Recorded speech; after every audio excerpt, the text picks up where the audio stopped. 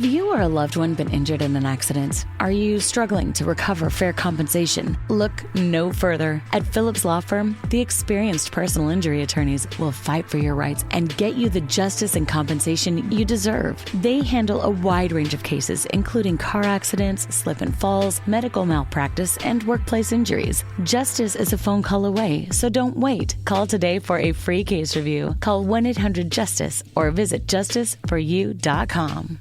Walk the dogs, school drop-off, meetings from 10 to 3, take kids to soccer, then no time left for a jog. When everyone else is relying on you, it's easy to put your needs last. BetterHelp connects you with a licensed therapist online, so you can show up for yourself the way you do for others. Visit BetterHelp.com/positive to get 10% off your first month. That's BetterHelp.com/positive. Hey, this is BJ. Thanks for listening to our show's podcast. If you're a fan of all things geeky, you should check out my other podcast, BJ Shea's Geek Nation. We have new episodes every day, and you can check it out at bjgeeknation.com. Your home is going into foreclosure and you feel like a financial wreck. You don't know where to turn for accurate information. I'm bankruptcy attorney Travis Gagne. Let's talk about some legal options. If we work quickly, we can propose a plan to save your home, modify the loan, or in many cases even eliminate your second mortgage. The consultation is free. I've helped hundreds of people just like you make informed decisions about whether to save their home or exit it on a reasonable, organized timeline. The chapter you choose sets the tone for the next chapter of your life. Please contact me today at choosetherightchapter.com. That's choosetherightchapter.com. 99.9 KISW, the Rock of Seattle. Well, they say it's always good to have a hobby. Not sure in Aaron's case. I'm not sure about that. Okay. We're gonna find out if maybe Aaron shouldn't have a hobby.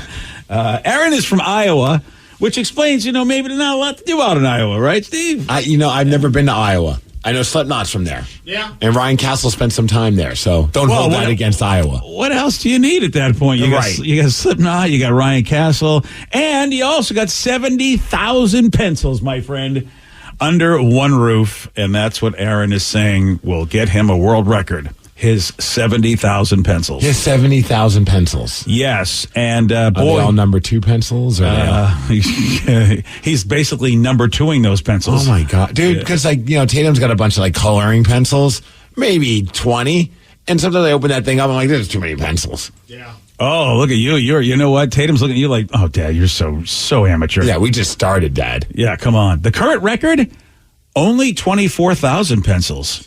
I'm actually shocked there's even a record. I just assumed, okay, this guy, he's already got it. He probably had it at 50. Not 50,000, just 50. Guinness used to mean something to me. Now it's just like any lovely individual can just say, I'm going to get a Guinness Book of World Records. And it's looking like a majority of these pencils are advertising pencils, so pencils from businesses. Whoa, so it's more specific. He's collected a bunch of pencils. Are people still giving out pencils? Yeah. I mean, come on, step it up and give out pens. Yeah. Who the hell is using pencils these days? Yeah. Carpenters. Kids taking classes. Yeah. Okay. I'm not here to shame a guy for whatever you're not here for passionate that? about, but do you think he's in a relationship? Boy, he does. He looks like somebody I would be hanging out with playing board games. I'm not even judging him based on his appearance. Well, I am. I know my people. I know my people.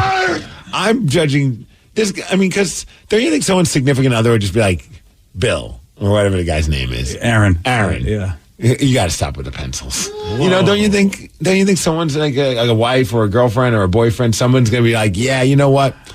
You got to pump the brakes on these pencils. There's a lot of pencils. You got to watch the video on the BJ and Migs page of KISW.com. There really are a lot of questions that I have. He's got a wedding ring on. He has a wedding ring. Yeah. Well, he's probably married to the pencils. Oh, okay. I didn't know you could do. I guess you could do that. Here's Aaron, who we thought did not have a significant other, but as it turns out, yes, somebody said I do to Pencil Boy. Here he is talking about his love of pencils. I don't know that you can pick a favorite when you've got 70,000 of something. I love seeing the local businesses.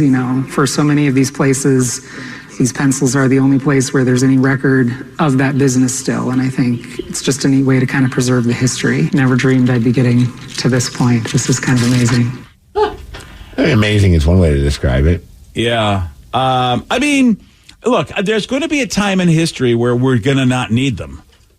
You know what I mean? And so Vicky brought up a good point. Carpenters will probably need them forever. Yeah. Oh, really? Forever? Oh, I don't know. I have no so idea. long as you got to build stuff and you don't want that line to be there forever. Yeah, I guess you have a point.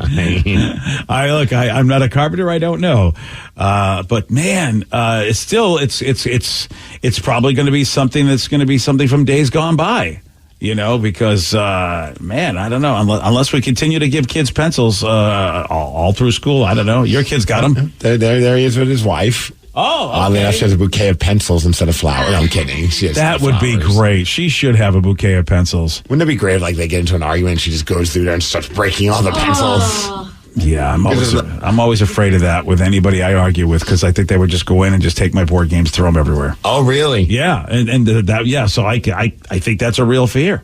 You know, I goof. But at the end of the day, like, it is kind of cool that he could go through all these pencils and see all these different businesses. Like, there's something kind of fun about that. Like, to be like, oh, yeah, I remember this business. Like, it's a conversation piece. See, look at you. You are not so far away from us geeks, pal. No, I'm good for 700 pencils. That's where you got to stop.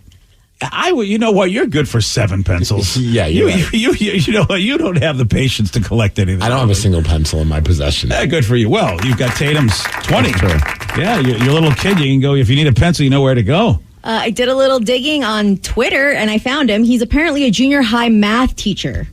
Well, see, so I'm wondering if that's had something to do with spot on. Yeah. If anybody, he looks like my science teacher from back in the day. Actually. Oh man, this story is really going to endear him to a bunch of very respectful teenage kids. Yeah, that's for sure. I can't even imagine, because I mean, man, we goofed on our teachers all the time for the dumbest reasons, and now you got this story. Oh, you got to call him Mr. Pencil, Mr. Number 2. I mean, right? That's got to be his nickname if he wins a record. I was just thinking Pencil Boy, but you know, we all have our own nicknames.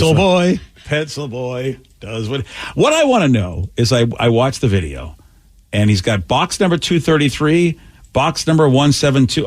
I want to know what the difference is by what the box numbers, what they mean. Do you think it's just that he had a maximum amount of pencils in one box, and that's okay? That's box number 30. But do you think he categorized like he knows every pencil in box 203? Oh yeah.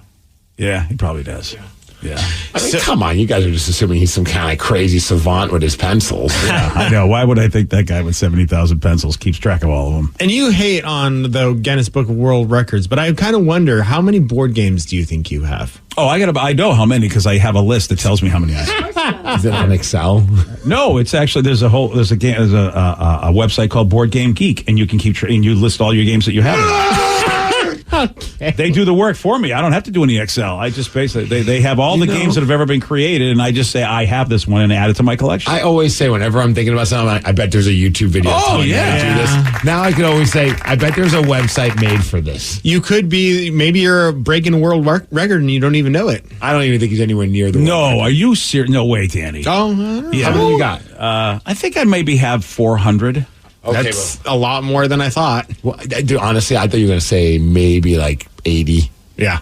To like 100. Yeah, that's what my collection says. Now, I haven't updated it in a while. I try to purge some, but I got to be thinking it's probably between 300 and 400. You are correct. You're not close to the world record. Not at all. You're on your way, though. You're on your way. Yeah, almost about halfway. Yeah. Oh, so the record is 1,000 games or so? 1,500. It's not halfway. It's like almost a third of the way. I can't do math, Steve. Clearly, and I can't do math, and I'm shaming you for your math. And I found another article that says 1,700. Ooh. Yeah, I know there are people. I don't want to do it. I'm actually scaling down, because it's just, you need a lot of room for that kind of collection. And really, I just want games that I want to play, and that's the problem. I got all hooked in I've been doing it for about, I don't know, between 10 and 15 years. And you know how you just want everything at the beginning? Yeah. And now I'm at I don't want everything anymore. I don't need this kind of crap what am I thing. doing? Why did I do this? Do you feel like I'm trying to like connect it to like almost like when I had CDs. I wasn't necessarily collecting them, but obviously buying like no different than you. Like you get a bunch of CDs and then you have like a rack or a shelf of CDs. And when I moved from Linwood to Puyallup, that was like a very liberating moment. I'm like, we're in the streaming world now, and I just got rid of so many of my CDs. Yeah. Do you get to that? Are you at that point where you're just like, this is too many? I got too many. Oh, yeah. I don't even listen. Like for me, it was like, I barely even listen to these CDs. Like, what am I doing? Exactly. If I it's we call it the shelf of shame when you have board games that are still packaged, like you haven't even opened them yet. Do you have those? I have a couple. By a couple, what do you mean? I've gotten better. I think I only have like 3 or 4. Oh, okay. And I intend intend like 25. But then there's the shelf of no play. It's just like, can I tell you the last time I played this game on my shelf? And if the answer is no, that means it's been maybe 3 to 5 years. And it's like, what are you doing here if I haven't played you for 3 to 5 years? Yeah, shelf of no play was my nickname in high school. Tough times, man. That's why I'm not going to make fun of Aaron, the guy that collected 70,000 pencils. And you can watch his video and see all of his pencils on the BJ and Migs page of KISW.com. Oh, I'll make fun of him, but then all in a fun way. Like, no different than someone making fun of whatever I'm in. Everyone's into something ridiculous in the eyes of someone else. I don't know if you have anything where someone would go, though, wow, that's excessive. See, that's the thing. Collection-wise, probably not. That's why you can. Fandom-wise, obviously. Yeah, I mean, if somebody saw all of the wrestling streaming services you have, but, you can hide that pretty easily. Yeah, like you can't really, I mean, if you did a deep dive into how many minutes I'm spending on some of these services that I'm dropping X amount of dollars, it gets kind of ridiculous. But you're not taking up space in the house. No, just taking up space in my wallet. That's all. That's all you're doing.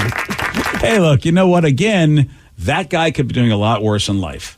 If all he is just doing is collecting pencils and he's not hurting anybody, then have at it, Aaron, in Iowa. Go for it. Oh, and it's just a matter of time until he like Vice does a little 5-minute documentary on the guy or something like that. Yeah. Yeah, he deserves it. 70,000. Like, what triggered this for him? Like, what made him so into pencils? Yeah, that is. I mean, something always clicks in your brain. I don't know. But I do know we have a team we have to talk about who did something so stupid with booze and an alligator. What did they do? Steve's going to tell you. He's got the Migs report for you at 6:17 on The Rock. BJ and Migs, mornings on The Rock, 99.9 KISW.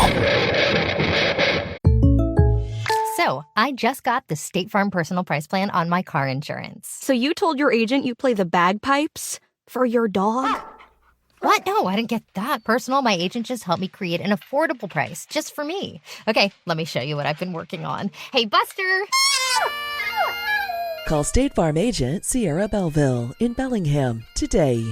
Prices vary by state. Options selected by customer. Availability and eligibility may vary. 99.9 KISW, The Rock of Seattle.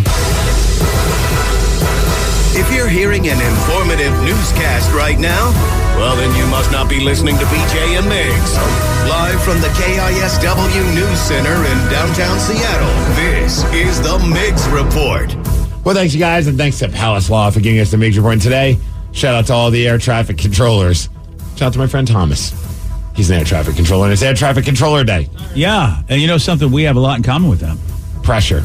Exactly. Yes. Yeah. Although if we screw up on the air, our plane does not crash. That is the only difference. Otherwise, just as much pressure. Whenever I'm hanging out, I'm like, man, you and I, we do the same thing. And he's like, no, I'm going to punch you in the face.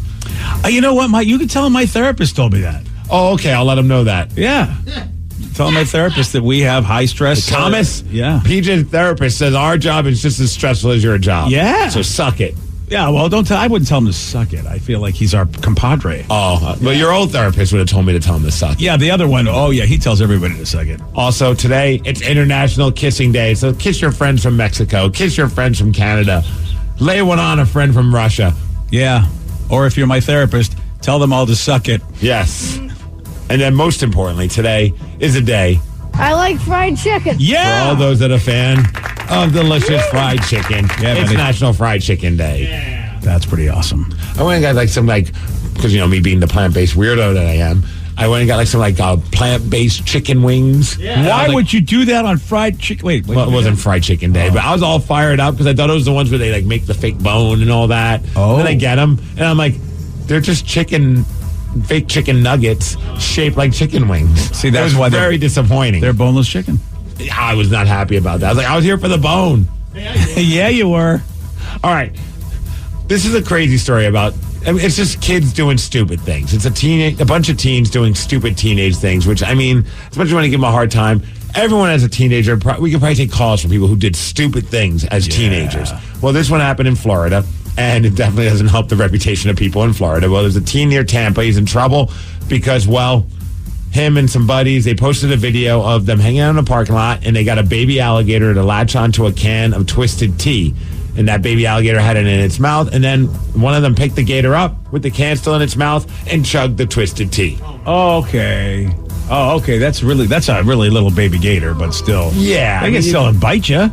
I mean, like I said, kids, I would hope when I was a teen I wouldn't have done something as stupid as that. Yeah. Then again, I wasn't drinking and didn't have many friends, so I probably wouldn't have to. Where did this happen? In Tampa. Oh, of course, Florida. Yeah. And you gotta love the president of the Fish and Wildlife Conservation Commission, President Vernon Yates, talking about this, and just the pure disgust in his voice and how angry he is with this team, because the team got charged for this, because obviously you should not be doing this. And here's that guy talking about it. Stupidity. I can see multiple things in there. It's just wrong, wrong possession of it, wrong. Just drop it on the hot pavement like that. My opinion, everybody they got video that touched it needs to be brought in front of a judge, and then the judge needs to take some serious points of views to use them for an example that this has got to stop. Yeah, there you go. He's had enough. The alligator's fine. Yeah. It was put back into a retention pond, and it's alive and well, so everything's cool with the little baby alligator. I actually got an endorsement deal with Twisted Tea, so that was kind of cool. That's great for the baby alligator. Yeah, it's a new spokesperson for Twisted Tea. That's fantastic. Snap into it. Oh, wait, that's Slim Jim. Yeah. Oh. Chomp into it. Yeah, that's it. I don't know. I you know what? We're spitballing here. Crack it open and suck it. Crack it open and suck it. Yeah. I'm trying. You know what? It's not a crock. It's for real. It's a good tea. How's that? It's kind of long. Yeah. All right. Well, again, we're spitballing. Crack into it and suck it. Crack into it and suck it. Chomp on these. Yeah. I don't know. Have a tea, and then I'll see you later, alligator, even though you're a wild crocodile. Did you guys hear the story that's going on at the White House, where apparently it's named the White House for more than one reason? Yes, I did. And I wondered, first the way they made it sound was like, oh, maybe somebody sent some horrible stuff to them. But I'm wondering if it's, oh, no, not that at all. Oh, it's been confirmed that it's not anything. Well, it depends on what you determine as being dangerous. It's a little bit of the booger sugar, everybody. Yeah, and did they tell us where it came from? Well, here's a clip of the internal White House security communications as they're testing this stuff. So, like, a white substance shows up at the White House. A brief shutdown happens. They're like, what the hell's going on? They do a bunch of tests. It tests positive for, the cocaine. Oh, yeah. I'm in love with the coke. Sure am. And here's the security communications as they're testing the substance. First record has we have a result on the demo. We have a yellow bar stating cocaine hydrochloride. Gas number 53-21-4. Wow, they really test that coke to make sure it's coke. Well, you got to make sure. And then here's the press secretary. Here she is just talking about the discovery of cocaine at a White House briefing. The president and the first lady and their family were not here this weekend. Sure. Where this was discovered is a heavily traveled area where many West Wing visitors come through this particular area. It is under investigation by the Secret Service. Do you think? It's a tourist place. Obviously, people go there and they see a lot of people going through. Do you think there was somebody that said, hey, how awesome would it be if we did a line of coke at the White House? Oh, yeah. Yeah, White House. That's a scenario. Yeah, I was much more nefarious. I thought that somebody that working for the White House had somebody drop something off for them. That's what I was thinking. Oh, I like how both of us go in two different directions. Yeah, I really felt like somebody at the president's not there. They go, hey, while the cat's away, let's get a little coke. Oh, so you think the president's checking everybody to make sure they don't have coke in their pockets? Yeah, I think President Biden. That's part of his. That's what's one of his campaign promises. I will check everybody who comes in this joint. Make sure they got no coke. Dude, if we have Cocaine Bear based on a story, and it's loosely based on the story, can we do a movie loosely based on this story and it's Cocaine President? Does anybody have Elizabeth Banks' number? Because I think that she would do this as a follow-up. Let's do this. Let's go. She brought us Cocaine Bear. You can bring us Cocaine President, Elizabeth. Maybe we need Cocaine Mariners. Oh. The Bats were not alive. Oh, okay, really? I'm not encouraging. Oh, the Mariners couldn't hit? No, well, they lost 2-0. They got some hits. Julio Rodriguez had a hit, J.P. Crawford, Cal Raleigh. They each had 2 hits apiece, but it wasn't enough to get any runs on the board because the Mariners were shut out. Yeah. Losing for the first time in July. That's not a good sign. Well, up next, our all-star pitcher, George Kirby, taking on the Astros in the opener of a 4-game series against Houston. And that's going to lead into the big all-star break, which I can't believe is next week. I know, isn't that nuts? And it's happening here, in case you didn't know. Yeah, it is happening here. I feel like everywhere you go, there's like T-shirts being sold and things along those lines. I go to Fred Meyer and they got like the All-Star Game T-shirts already on. Oh, do they really? Oh yeah. Oh, I got to get some because go to Fred Meyer, man. I got to go to Fred Meyer because Fred Meyer's. Fred Meyer or Fred Myers. Did I just make it singular for no reason? Yeah, I might have. Somebody. You know what? That's how you say it if you're cool to Fred Meyer. Oh, it is Fred Meyer. Yeah. What? Maybe I made it plural. I have no idea. Somebody needs to. I've always called it Fred Meyer's. Like, that's funny. I never realized it wasn't plural. Hey, I'm it's cool. like Pike's Place. Yes. People say that. I call it Freddy's because you know what? I'm from it. Oh yeah, I call it expensive every week when my wife comes home from grocery shopping. Oh, hey. All right, I got to get myself one of them shirts because I like the All-Star look. Oh yeah, man. Then go to Freddy's. Yeah, Freddy's has got it all, man. Oh, Mariners, maybe they need to go to Freddy's and get some runs. We'll see. I mean, this is not going to be an easy series. The Astros are a good team. Look, they can't win every game. No, they can't. As they've proven I'd like to see them win some of the games. And actually, they've been winning half of the games. That's kind of what they're doing all right. Yeah. You know, they're a little bit of an upswing. And this is a big series. To go into the All-Star break, if they can win this series, that'd be pretty awesome. Dude, it's so weird, though, because like 10 teams in the American League are all above 5. Well, it might not be that now because the Mariners lost. But as of yesterday, 10 of the 15 teams were 500 or better. It's such a weird year. I mean, you know, you got Tampa Bay and Texas, but outside of those two teams in Baltimore, you know, everybody's kind of like, meh. You know, it's anybody's game. You know, that's it. So the Mariners are, I mean, really. All the AL East is above 500. Yeah, the AL Central. No, they suck. Okay, well, the Twins and the Guardians, they're holding down the fort over there. I don't know, actually just the Twins. Yeah. Everybody else is below 500. Exactly. Man, we need to go to the AL Central. And then for the AL West, until last night, everybody was above 500 but Oakland. Yeah. Yeah, but unfortunately now we're below 500. Hey, shout out to Oakland. They're not the only crappy team in baseball. I mean, look at the Kansas City Royals. I didn't realize they had the same number of wins, 25. Go KC. Weather, go hot. It's going to be 88 degrees and sunny today. Dude. You want to come over? We got our kiddie pool all set up. Oh, really? Yeah. I'm sorry, but Vicky invited me over to the slip and slide. Yes. Oh, okay. We have a slip and slide as well. Do you have the cool one that's connected to the slide, like the big normal slide, the way they do over Vicky's place? No, but we do have it connected to the hose. Oh, you know me. I like my hose in different area codes. Yes, we have a bunch of prostitutes just hooked up to a slide. I love this plan. How do you think it gets so slippery? Hey, thanks to Whole Foods Market for giving us the Migs report, and that's what's up. I'm sure they want me to say that after.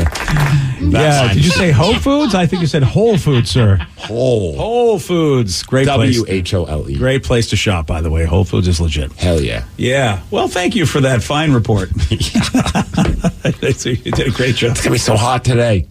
Yeah. You might have to take off all your clothes.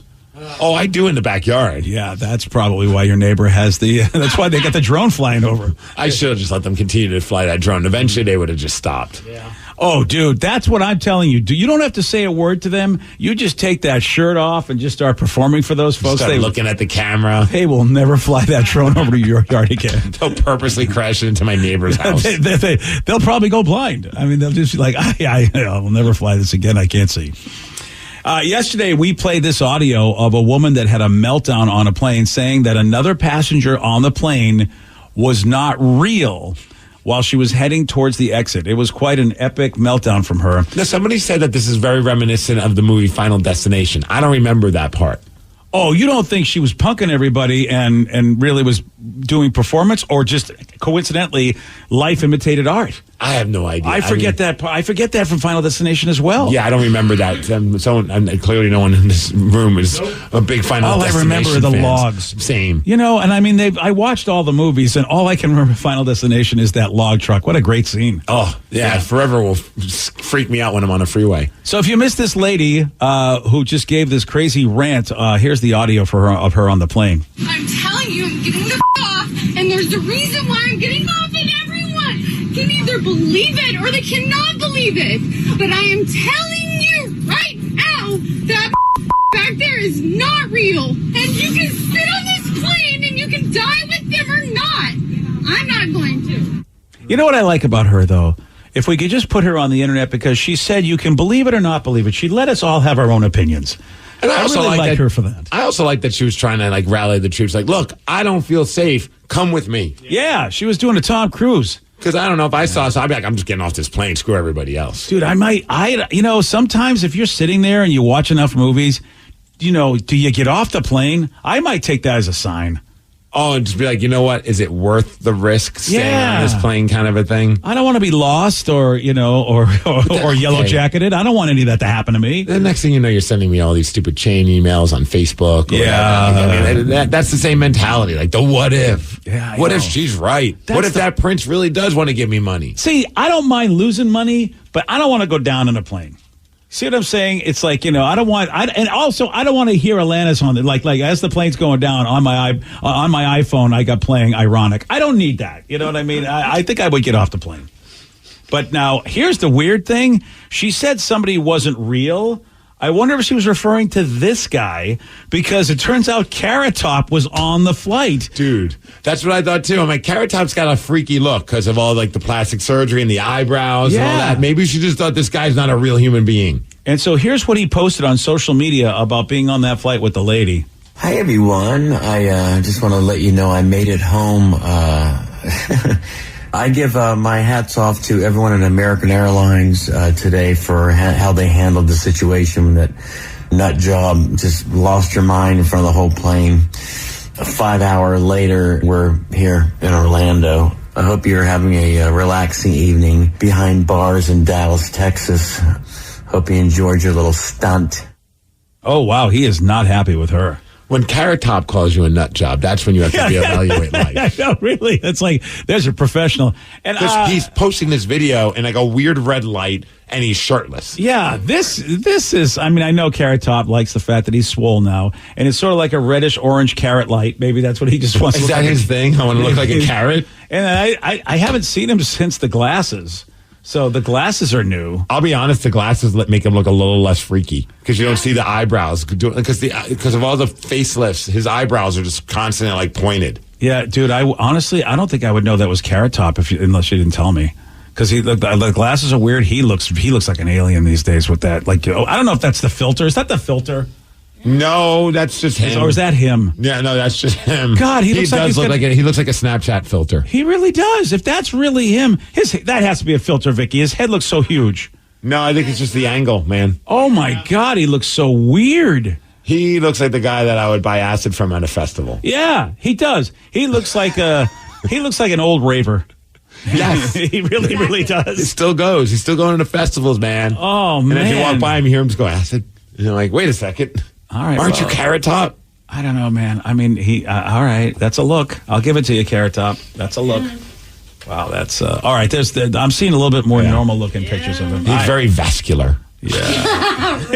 It's a good way to put it. Going. Yeah, I don't know if I wanted to be vascular. I would be so fired up, though, if I was on a plane and Carrot Top was sitting next to me. Dude, if I saw him, I would think he wasn't real, and I'd get off the plane, too. Look at those pictures of Carrot Top. Now I think she's legitimately got a reason to get the hell off that plane. What if it was him? I bet it was. This guy's freaking me out, man. He's not real, I'm telling you. I've seen him in movies with balloons. He's going to kill us all. I'm with her. Kind of looks like it. Yesterday, Steve, he did get this one wrong. Rupert Grint is best known for playing what Harry Potter character? Dumbledore. No. Crap. Gryffindor. No. That's it. Schmeagol. No. It was Ron Weasley, sir. By the way, I'll never get that right. There's a proper ginger, okay? Forget Carrot Top. Ron Weasley's a proper ginger. He doesn't look all weird and everything, He's got a good family. Well, at least in the story. 206-803-ROCK. That's the number to call if you want to beat Migs. We're going to do that at 647 on The Rock. Today's podcast was brought to you by Travis Gagne, bankruptcy attorney. He's here right now and has agreed to answer more of your questions about bankruptcy. What's the difference between filing for bankruptcy and credit counseling? Credit counseling is a useful process in some circumstances, but it does show up on your credit. In fact, from a credit scoring standpoint, credit counseling shows up just like a bankruptcy, so it's going to affect your credit as negatively as filing bankruptcy. In credit counseling, the idea is that a credit counselor works with your creditors on your behalf to try to lower interest rates or work out payment plans with your creditors to pay back your debt over time. In credit counseling, you almost always pay back 100% of the debt, sometimes at lower interest. And of course, some creditors will participate in that process and some won't.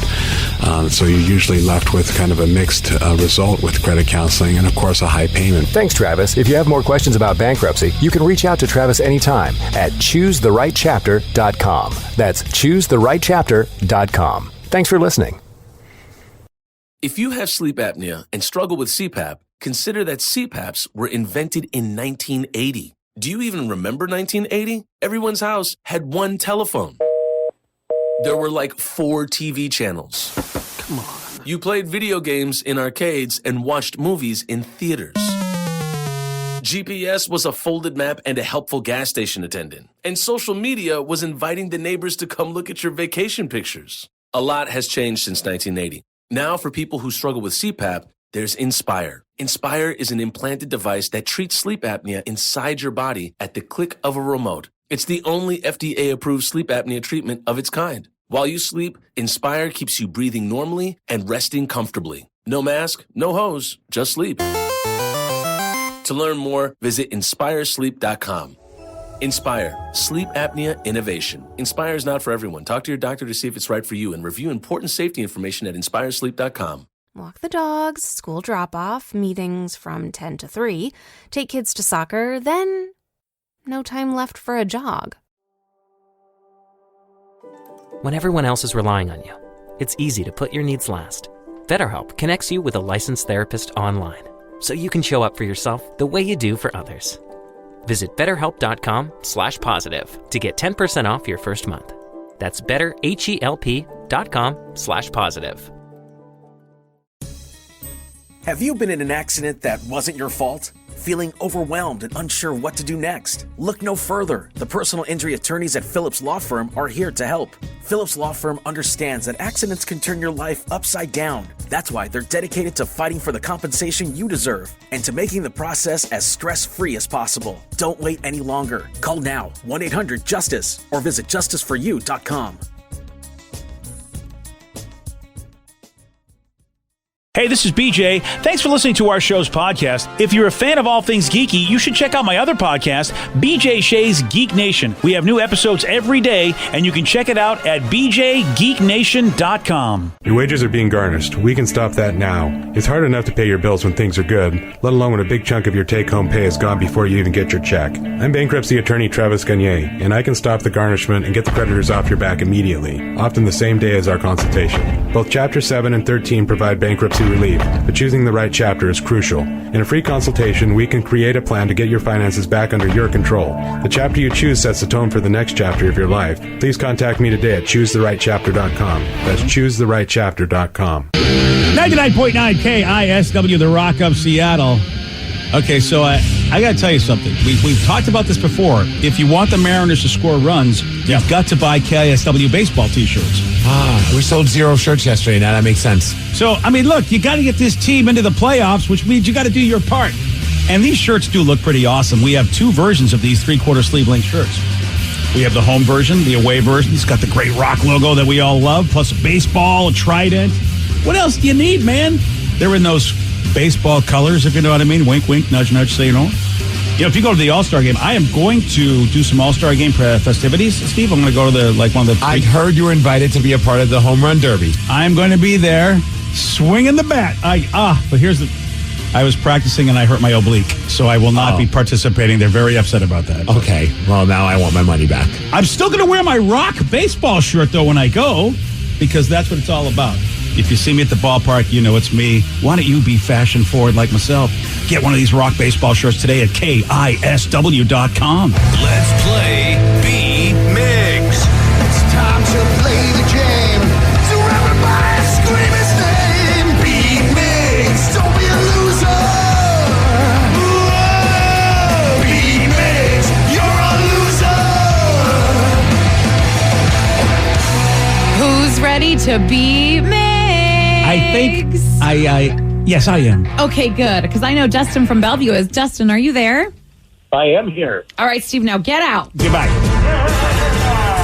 For those playing at home, Dustin has 60 seconds to answer 10 questions. You can pass all you want, but you will only get 3 guesses per question. Are you ready? Let's go. Pink Floyd released their album The Dark Side of the Moon in what 70s year? 70, 71, 72. No. OJ 72. No. Martin Starr played Guilfoyle in what TV show? Repeat, please. Martin Starr played Guilfoyle in what TV show? Oh, yeah. Pass. Good show. The film rating NC-17 stands for what? No children? No. Not for children? No. Oh. Pass. What is the largest country in Europe? Germany. No. Yeah. Russia. Yes. Which pop star is the godmother of both Elton John's sons? Pass. The Flamboyants is a group of what animal? Flamboyant? Flamboyants. Fox. No. Lion. No. Tigers. No. The Netflix series Ozark had how many seasons? 6. No. 7. No. No. Oh, sorry about Dustin, you get one correct. Oh, man. Woo! Didn't even drop a deuce. But Dustin. You're number one, Dustin. You're number one. Yeah, number one. That was a little rough. And look who just walked in. Oh, the Steve. Getting ready for his all-star break. Oh, I can't wait. Are you ready? Finally rest that shoulder. Yes. Oh, yeah. Pink Floyd released their album The Dark Side of the Moon in what 70s year? Is that 74? No. 77? No. 71? No. Oh, wait. It was just an anniversary. 72? No. Martin Starr played Guilfoyle in what TV show? 3. Yes. Yeah. Yeah. What? Martin Starr played Guilfoyle in what TV show? I don't know. Martin. No. Guilfoyle. Westworld. No. Nope. Justified. No. No, sir. The film rating NC-17 stands for what? It's not good for anyone under 17. No. Yeah, that's Naughty content, 17? That's a great Notable content? No. Yeah. What is the largest country in Europe? Ooh, I'm going to go France. No. Germany. No. Russia. Yes. Yeah. Which pop star is the godmother of both Elton John's sons? Madonna? No. Britney Spears? No. Christina Aguilera? No. A flamboyance is a group of what animal? Flamingos? Yes. Nice job. The Netflix series Ozark eat had your how many grandma. seasons? 3? No. 5? No. 7? No. Oh. You get 2 correct, which I believe is a win. Wow. But before you play your song, I want to ask the group here.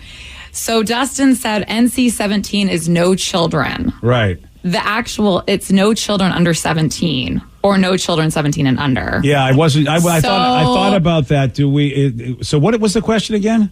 The film rating NC-17 stands for what? And it's a full thing. It's no children under 17. Correct. Yeah. As much as I don't want Steve to play a song, I'm afraid he was close, but no cigar. That's my opinion. Sorry, Dustin. Sorry, Dustin. The funny part is I was going to side with you and felt like that was good enough. But you know what? I'm not the judge here. Yeah. I mean, it's you got. I feel like you got to say the whole thing. No children. No children under 17. Yeah. She didn't say what does the NC stand for in NC-17. She said what's the whole thing stand for. No, you're right. Yeah. So sorry, Dustin. As much as I wanted my song, I've got to be a fair man. Why didn't they just stick with like the trend of like you had PG-13? Right. Why not PG-17? Well, parental guidance. Yeah, I guess that could work. No children, Steve. That's why. Parental, you, as a parent, you cannot even say, I want to bring my kid. Right. PG-17 would be, bring your kid into the triple, quadruple, super duper X movie. Yeah, you know what? In retrospect, I like to retract that entire question. This is why they had to do it, because here comes Steve with his toddlers. Hi, everybody. We want to see Caligula. No, sir. Nobody can get in. But I'm a PG. Come on. It's PG. No, I'm guiding my kids here. Well, and actually, NC-17, it's really it really actually makes a lot of sense. NC, they just no children. No children. NC, buddy. Get out. You eventually it was Pink Floyd released Dark Side of the Moon in 1973. I love how you go, didn't they just have an anniversary? I'll say 1972. Well, I thought it was last year. Apparently you did, yeah. Cut me some slack. I'm not cutting you anything. It's like we're in the 7th month of this year. It's like for them to go, hey, by the way, what a great anniversary last year was. It feels like we just started 2020. It really does. All right. BJ Martin Starr played Guilfoyle in what TV show? Silicon Valley. I thought if you know Guilfoyle, You remember would know. Guilfoyle? And did you watch Silicon Valley? Yeah. He was the guy that was always given Kamal. I never remember character names on television shows. I know Martin Starr's awesome. He was he in Saved by the Bell, or like he's from an old Freaks TV? and Geeks. That's what it was. And he was in the new Spider-Man movies as one Yes. of the teachers. That's right. Does anyone know which pop star is the godmother of both Elton John's sons? Lady Gaga. Yes. Lady Gaga. Lady is his- Gaga. Wow, she's the Gaga. godmother. Yeah, look at Boy, her. those kids won. Yeah, and you danced all around the Ozark Netflix series. Has 4 seasons. Yeah, was it? I think last year was their last one. It was, yes. I've watched one episode, and it looks good, and I don't know why I never get back to it. And every year when they go season 2, season 3, I'm like, oh, I got to watch that again. I got to get back in, and I always forget. And Well, now I it's over, so. I know, but I don't know what happened, so I still could watch it and not have it spoiled. True, it's still a mystery. Yeah. You know, I was thinking about Pink Floyd while we were in. Were you high? No, I wasn't. We were just in California. We ended up at some random like Mexican food place that was playing like old music videos of like classic rock bands in Huntington Beach. Oh yeah, and I can't remember the name of it. It was like it's like a kind of like an iconic restaurant, but they play rock and roll music and they show music videos. And they were showing a Pink Floyd video, and I just forget how young they were because you just always think about Pink Floyd as being like this band of old dudes. You know what I mean? Yeah. So when you see a video of them younger, and it just it got me thinking. I'm like, those guys were like in their 20s when they wrote Dark Side of the Moon. Yeah. That's just crazy. Isn't that 'Cause insane? it's such, I mean, whether or not, I'm not like the biggest Pink Floyd fan, but I can appreciate and recognize like how much of a masterpiece that record is. Yeah, I'm trying to think if, Steve, from your generation, what would you say is a masterpiece? I got to be thinking you'd probably say Pearl Jam's 10, something on that level. Yeah, but I might even go with like something like, Radiohead's OK Computer or the Bends. Like there's certain records, like even if I'm not a huge fan of the band or I'm a marginal fan of Radiohead, like I like their earlier stuff. There's some of the stuff where you're listening, like that's just a masterpiece. Yeah, Dark Side of the Moon, considered a masterpiece and yet mass appeal. It's played on every rock station forever for so long, whereas Radiohead not as much play. Right. And that's why it's an amazing album because it's iconic. And it's also considered fantastic. But it's just crazy because it's such a mature sounding record and it's so weird and different. And even like nowadays, like some of the sounds they're making are just like, damn, that's impressive. And they were doing that in the 70s. And it's just nuts to think like David Gilmour was like in his mid-20s when they wrote that record. Yeah, in my own brain, I put Tool in that category. Oh, sure. Yeah, I mean, that's what I think of. I think of they were the Tool of their time, where they were just so orchestral and amazing. It was like a Mozart doing rock music. Is kind of how I look at both bands actually. And I'm not a huge fan of Pink Floyd, but I have to give them a nod. Yeah, I just think it's got to be a trip for someone like David Gilmour or Roger Waters just to like look back and be like, man, we were in our 20s when we wrote that. That's insane. And when you think about like Led Zeppelin, the Rolling Stones, like the poppier, whatever, the poppier versions of rock, I wonder how they felt about themselves or how they felt about other bands. Like, you know what, these other bands are doing bubblegum crap. We're doing this. Right. Oh, wow. Nice 3 chords you're using there, you dorks. Like, we're writing. Listen to what we're writing. And look, I mean, the test of time, we still play them all these years later because it's just beloved. And the young dudes, you're right, Steve, in their 20s. When you watch the videos, it's pretty cool. I recommend anyone, if you can find like old music videos of Pink Floyd,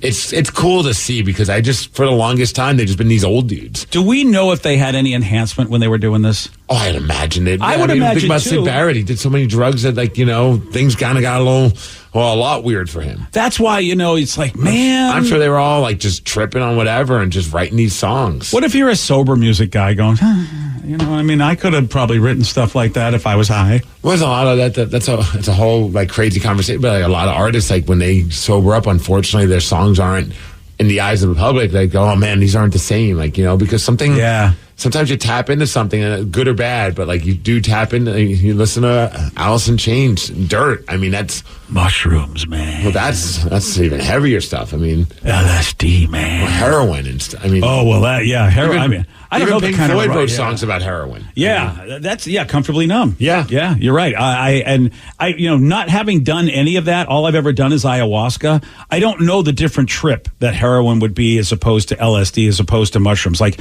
what that would do for you creatively. I know, like when you see Alex Gray's art on Tool's 10,000 Days. Yeah.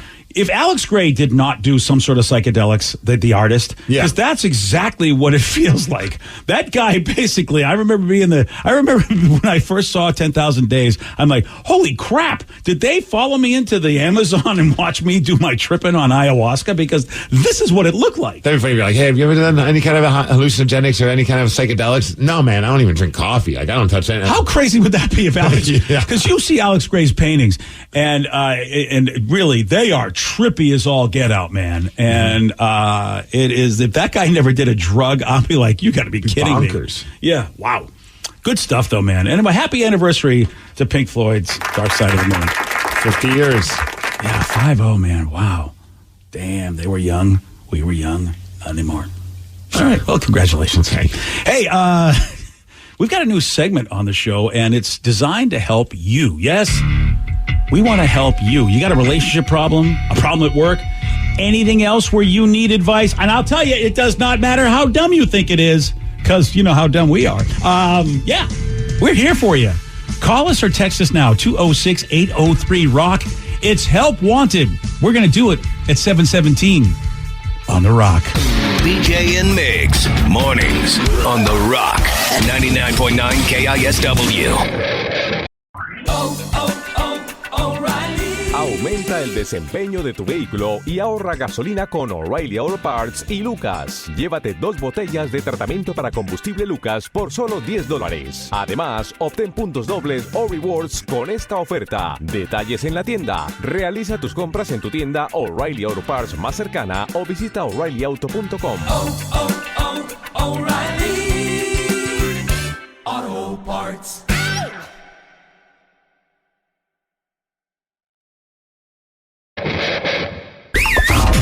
Is your relationship going sideways? Have a family issue? Problems with your coworker? Do you need advice? We're here to help. No problem is too dumb. No dilemma is too silly. This is Help Wanted with BJ and Migs. 99.9 KISW, The Rock of Seattle. Help Wanted. What is Help Wanted? Well, for years, people like you great rockaholics, have been sending us texts and messages and phone calls wanting our advice. I don't know why, because we're idiots, but you do anyway. And we've decided, hey, you got a relationship problem at work, or anything else, and I don't care how dumb you think it is, we are here for you. Call us or text us now, 206-803-ROCK. That's the number to call. That is the number to text. Ooh, okay, we got one involving a diary.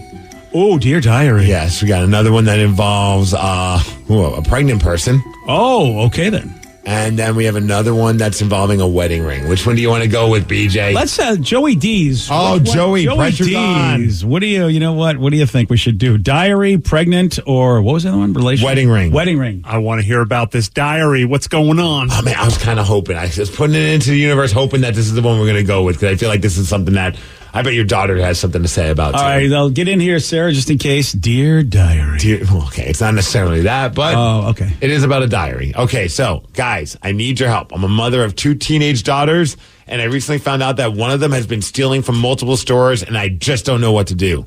She's been coming home with new clothes and jewelry, but told me they were gifts from her boyfriend. Well, I had a suspicion that something was up. So, BJ, don't kill me when you read this next part, but I read her diary. Yeah, you're in trouble. Uh-oh. She wrote that her and her boyfriend have been stealing for months now, and she gets such a rush out of it. I want to confront her about it, but it'll be obvious I went through her diary. What should I do, you guys? Wow. Yeah. Start asking for your own gifts from her. Yeah, that's it. And if she's going to steal, get some stuff from mom as well. Well, here's the thing. Mom was suspicious because she just thought the story was BS. So you already thought the story was BS. So yeah, the diaries confirmed it, but unfortunately what you've done is you have breached a person's confidence, and that's a beating. That's a crime. Whether you, It's I know a crime? some, yeah, I don't know it if you is. can get arrested for it. Yeah, it's a crime against the children. I only know this because I've done this myself. You read Sarah's diary? Not my kid's diary. I read my wife's diary when we were dating a skillion years ago, and it's horrible. It's pretty amazing that she even married you after all the stories that we heard. Well, you weren't even in the room for the proposal. You were reading a diary. You talk to her these days, and she'll tell you it's pretty amazing that she's still married to me, and she's trying to make those decisions as we speak. But anyway, I digress. Yes, you're right. I mean, it was a BS thing for me to do. I thought I had all the reasons in the world. And it sucks still. It's like the ends just don't justify the means. Could we do the old-fashioned way and lie to our child? Yeah. Say, look, somebody told me they saw you and your boyfriend stealing something from a store that they were at. I'm sure in the diary she lists what store it is. So let's just say it was Albertsons. Yes. I don't know why that was the first one that popped into my mind, but there we go. And they said, we saw you and your boyfriend taking stuff from Albertsons. Well, it is your store. I think that's why people think they can just take whatever they want. They literally say it's your store. All right, Best Buy. Is that better? Best Buy? Well, what's their slogan? Does it lead one to think they can be a thief? Buy stuff from us before we go out, like Bed Bath & Beyond. Don't. How dare you? If I lose Best Buy, I've already pissed off about the Triple B. Do not tell me I could lose Best Buy. I know. I get you. Don't worry. That's a fear for me. But and you can just say, hey, one of my friends saw you guys stealing. I agree with you, Steve, that something has to be said. And the preamble for me was she did suspect, before she went to the diary, she had a good BS meter going. Mm-hmm. She knew her daughter was full of crap. Because where does the boyfriend get this much money to be able to buy her all this stuff? Right. So I think you just go from there. But I think that you have to... Here's the thing. You want to teach your kids a lesson, right? So just let her keep doing it until she gets arrested? That's the ultimate lesson. There is something to be said to go, you know what, when you get caught, I ain't bailing you out, kind of a thing. And maybe you have that lesson. You get with your husband, sit with the husband, and maybe you don't tell the husband that you saw it in the diary, but just say, look, I got a good BS detector, and I swear that this is not on the up and up. And that's all you got to say, because you had that before you went to the diary. You just went to the diary for confirmation. By the way, don't ever do that again. That's not cool. But your BS detector is enough as a parent, where you go, look, it doesn't make sense. I want more information. I'm your parent, and I think that something weird's going on. I'm not saying you're bad, but I want more information than just this. And I think that's where their story will unravel, because eventually you'll go, well, let me talk to the boyfriend. Let me talk to the boyfriend's parents. And if they're on the up and up, they're going to be like, oh, you'll see it. You'll just tell that the whole story will unravel, because they're going to be like, well, no, nobody knows that we're stealing. It's so funny. I say I would do a make 'em up, and this person just texts in and said my mom used to snoop at letters that we would write to each other that I'd thrown in the trash. She never told me that she did that, and I didn't find out until much later. But the way she dealt with us is that she would make up a story. Like when she found out, she'd say, oh, I noticed one of my friends saw that you guys were at the mall and taking something. I didn't...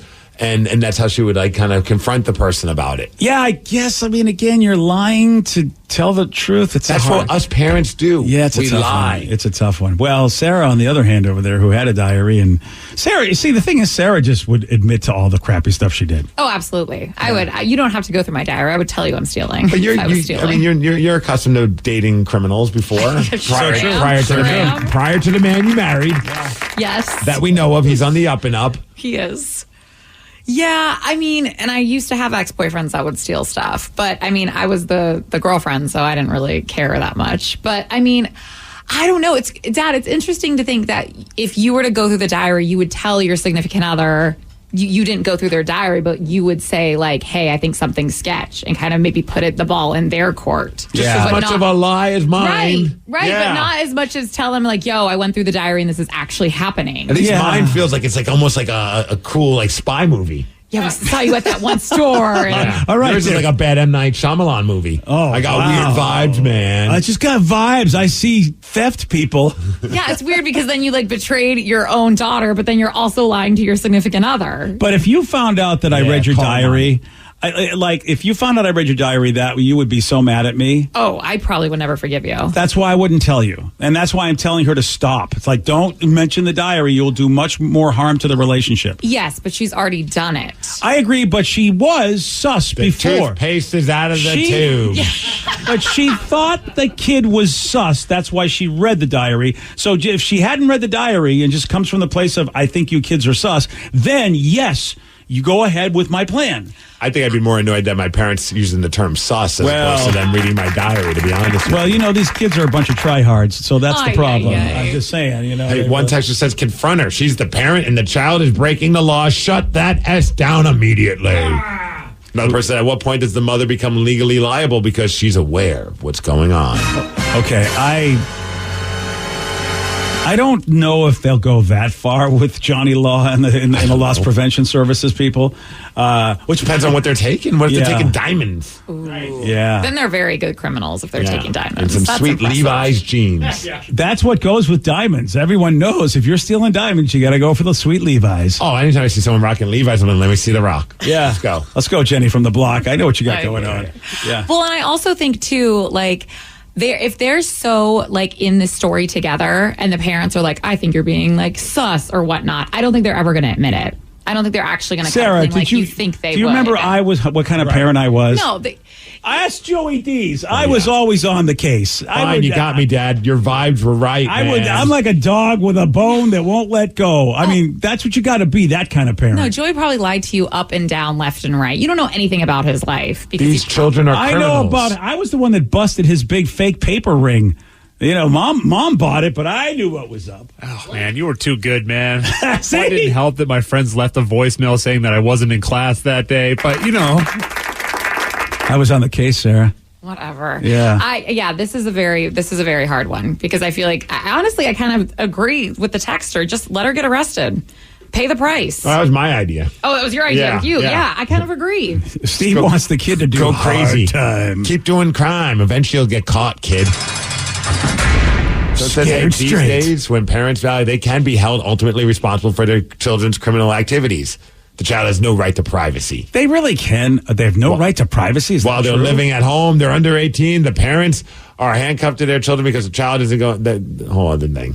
Yeah, but I would. There are though nowadays though. I'm not sure because with all the kid empowerment things going on in school, you can't treat your kid the way that my parents treated me. That's What for about sure. This is a good text. I like this one. It just Yes. says, all you got to do is say, listen, you little bitch. I may have gone through your diary, but you're a lying little bitch.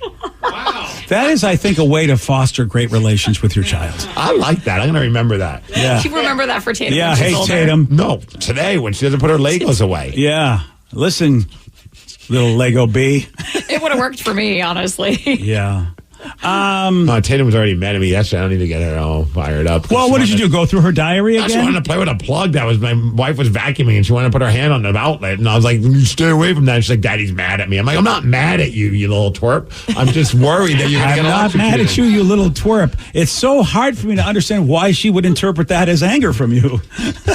I don't call her that. I'm saying that here amongst my friends. But you thought it. And you know what? She got it. I thought worse. Yeah. Oh, I know you have. You're a parent. Come on. Are you kidding me? Any parent is yeah. You got the pouty face because I'm trying to keep you from being electrocuted? Oh, it's the tone, man. And I get it. Sometimes you got to give them that tone so they'll stay away from something, but then they give you that face like you're the worst person in the world. Yeah, otherwise if I'm being all friendly with her, she's going to keep getting closer to it because now she's trolling me. I got to shut that ass down. Yeah, and again, do you want the kid to learn the lesson the hard way? Sometimes you got to. All right, kid, go get. You know what? There's the stove, stupid. I really don't want to have my child electrocuted. I'd rather them not learn the hard way. Well, see, then you know what? She needs to get a diary, and then you need to read the diary to keep her away from the electric outlet. What is it? Why does every child want to touch the fire and touch the electrical outlet? Why? It's like every kid wants to do that. Why? Because it's exhilarating. Okay, the way you looked at me makes me think you've done a lot of those things. I was going to say it's because that's how they learn. They learn everything by putting it in their mouth or touching it. You know what? That is how some of us still learn. Thank you. Some of my best lessons were things that were put in my mouth. Yeah. I would like to flag that for a future reference. Please don't. Yeah. So have we helped at all with this particular person? You got to shut it down. Yeah, I think that person was right. You say, listen, you little bitch, I may have gone through your diary, but you're a low-lying bitch. I think that was the answer. Yeah, I've no doubt about it. You've got to intervene because you know thievery is happening. I think if you reveal you went through the diary, I think that could really cripple the relationship. That's I would say why you lie. Yes, I agree with you that you don't lie. You just don't say you did that. You, of course, want to lie because you want it to be a Tom Cruise thing where, dun, dun, dun, dun, dun. Yo, if I said, look, Tom Cruise was at Albertsons and saw you steal some stuff, just so you know, we need to shut that ass down, you little bitch. Yeah, so Jesse Pinkman really should be the parent here is what you're saying. Okay, fair enough. All right, I love this. Well, we did the job. Thank you all for coming by. You want privacy? Then go get a job and get your own place. Oh, yeah. There you go. And I'm taking the doors off of your room. Oh, boy, oh, boy. I am telling you this. You do that with some of the kids in your life, and it'll just make your life even more miserable, even though you think it doesn't. That's just my professional opinion. I would say the way I raised Sarah was not the way people told me I should raise her, and out of all of her friends, I think she was the one that got in the least amount of trouble.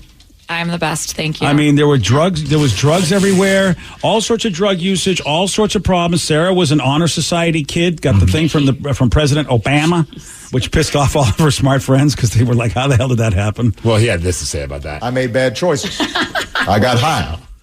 Really, that's why he gave it to me. And we just let Sarah listen to all of her filthy music and say whatever she wanted to say, and we just raised her with freedom and with a little bit of rules. But that's just how white folks will do you. That's how we do it. Okay, that's how we do it. Man, I'm not going to any more of these bull Puno parties. That's what I told Sarah. Don't go to any more of those parties. The president may show up. You were wrong.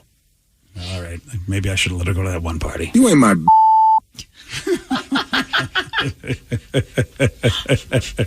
This is why President Obama was the best president ever. Who else gives us drops like this? I made bad choices. Yeah. I got high. See? Yeah. You know what? Come on, Joe Biden. Step up and give us some good quotes like President Obama. All right. Well, I think we've done nothing. I hope it. Let us know how it works I out. wonder who started the crime. Was it the boyfriend or was it her? I think dudes usually start the crime to impress the girl. Oh, yeah. You hear stories of girls that are like really into kleptomania. Unless he was trying to get her gifts. Yeah, I just assume maybe he was trying to get her something nice. So What if he's not doing any of the crime? Oh, she's the like, diary did say it. Never mind. What about like you're saying she's Winona Ryder and she just brought him along for the ride? Okay. And he's like, where are you getting all this awesome clothes? And she's like, let me show you. Let me show you. Your criminal ways are turning me on. I can't throw stones. I get it. I know you. Back in the day, they would turn me on. My wife and I had a crime ring for a little bit, so I can't throw stones. I know, but I really thought I was cheating the system until they were on to me. Ain't nobody read my diary. They just knew. I would never want to read your diary. It's pretty boring. It really is. I'll tell you about all the board game things I did. Yeah, you don't want to read that. A well-known pop star had a fan ask him to punch them in the face, and he did it. And we've got the audio. You're going to hear this at 7:47 on The Rock. Today's podcast was brought to you by Travis Gagne, bankruptcy attorney. He's here right now and has agreed to answer more of your questions about bankruptcy. Here's another listener question. How do I rebuild my credit after filing bankruptcy?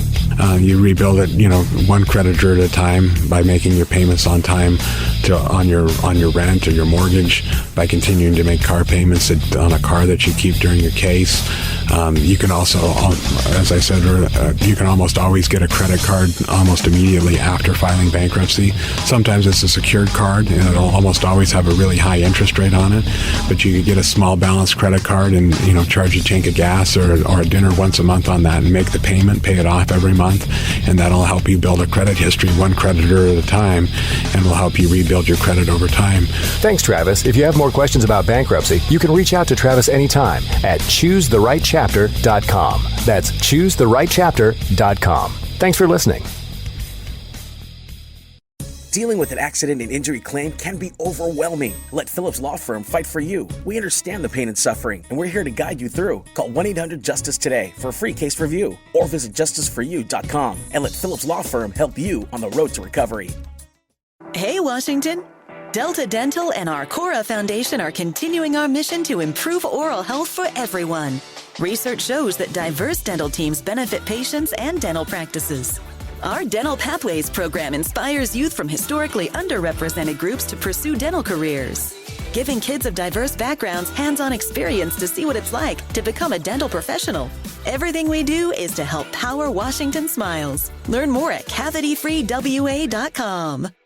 Hey, this is BJ. Thanks for listening to our show's podcast. If you're a fan of all things geeky, you should check out my other podcast, BJ Shea's Geek Nation. We have new episodes every day, and you can check it out at bjgeeknation.com. Your driver's license is important so you can get back and forth to work, get your kids to school, and back and forth to daycare. If your license has been suspended because you can't pay your tickets, you can't do any of those things.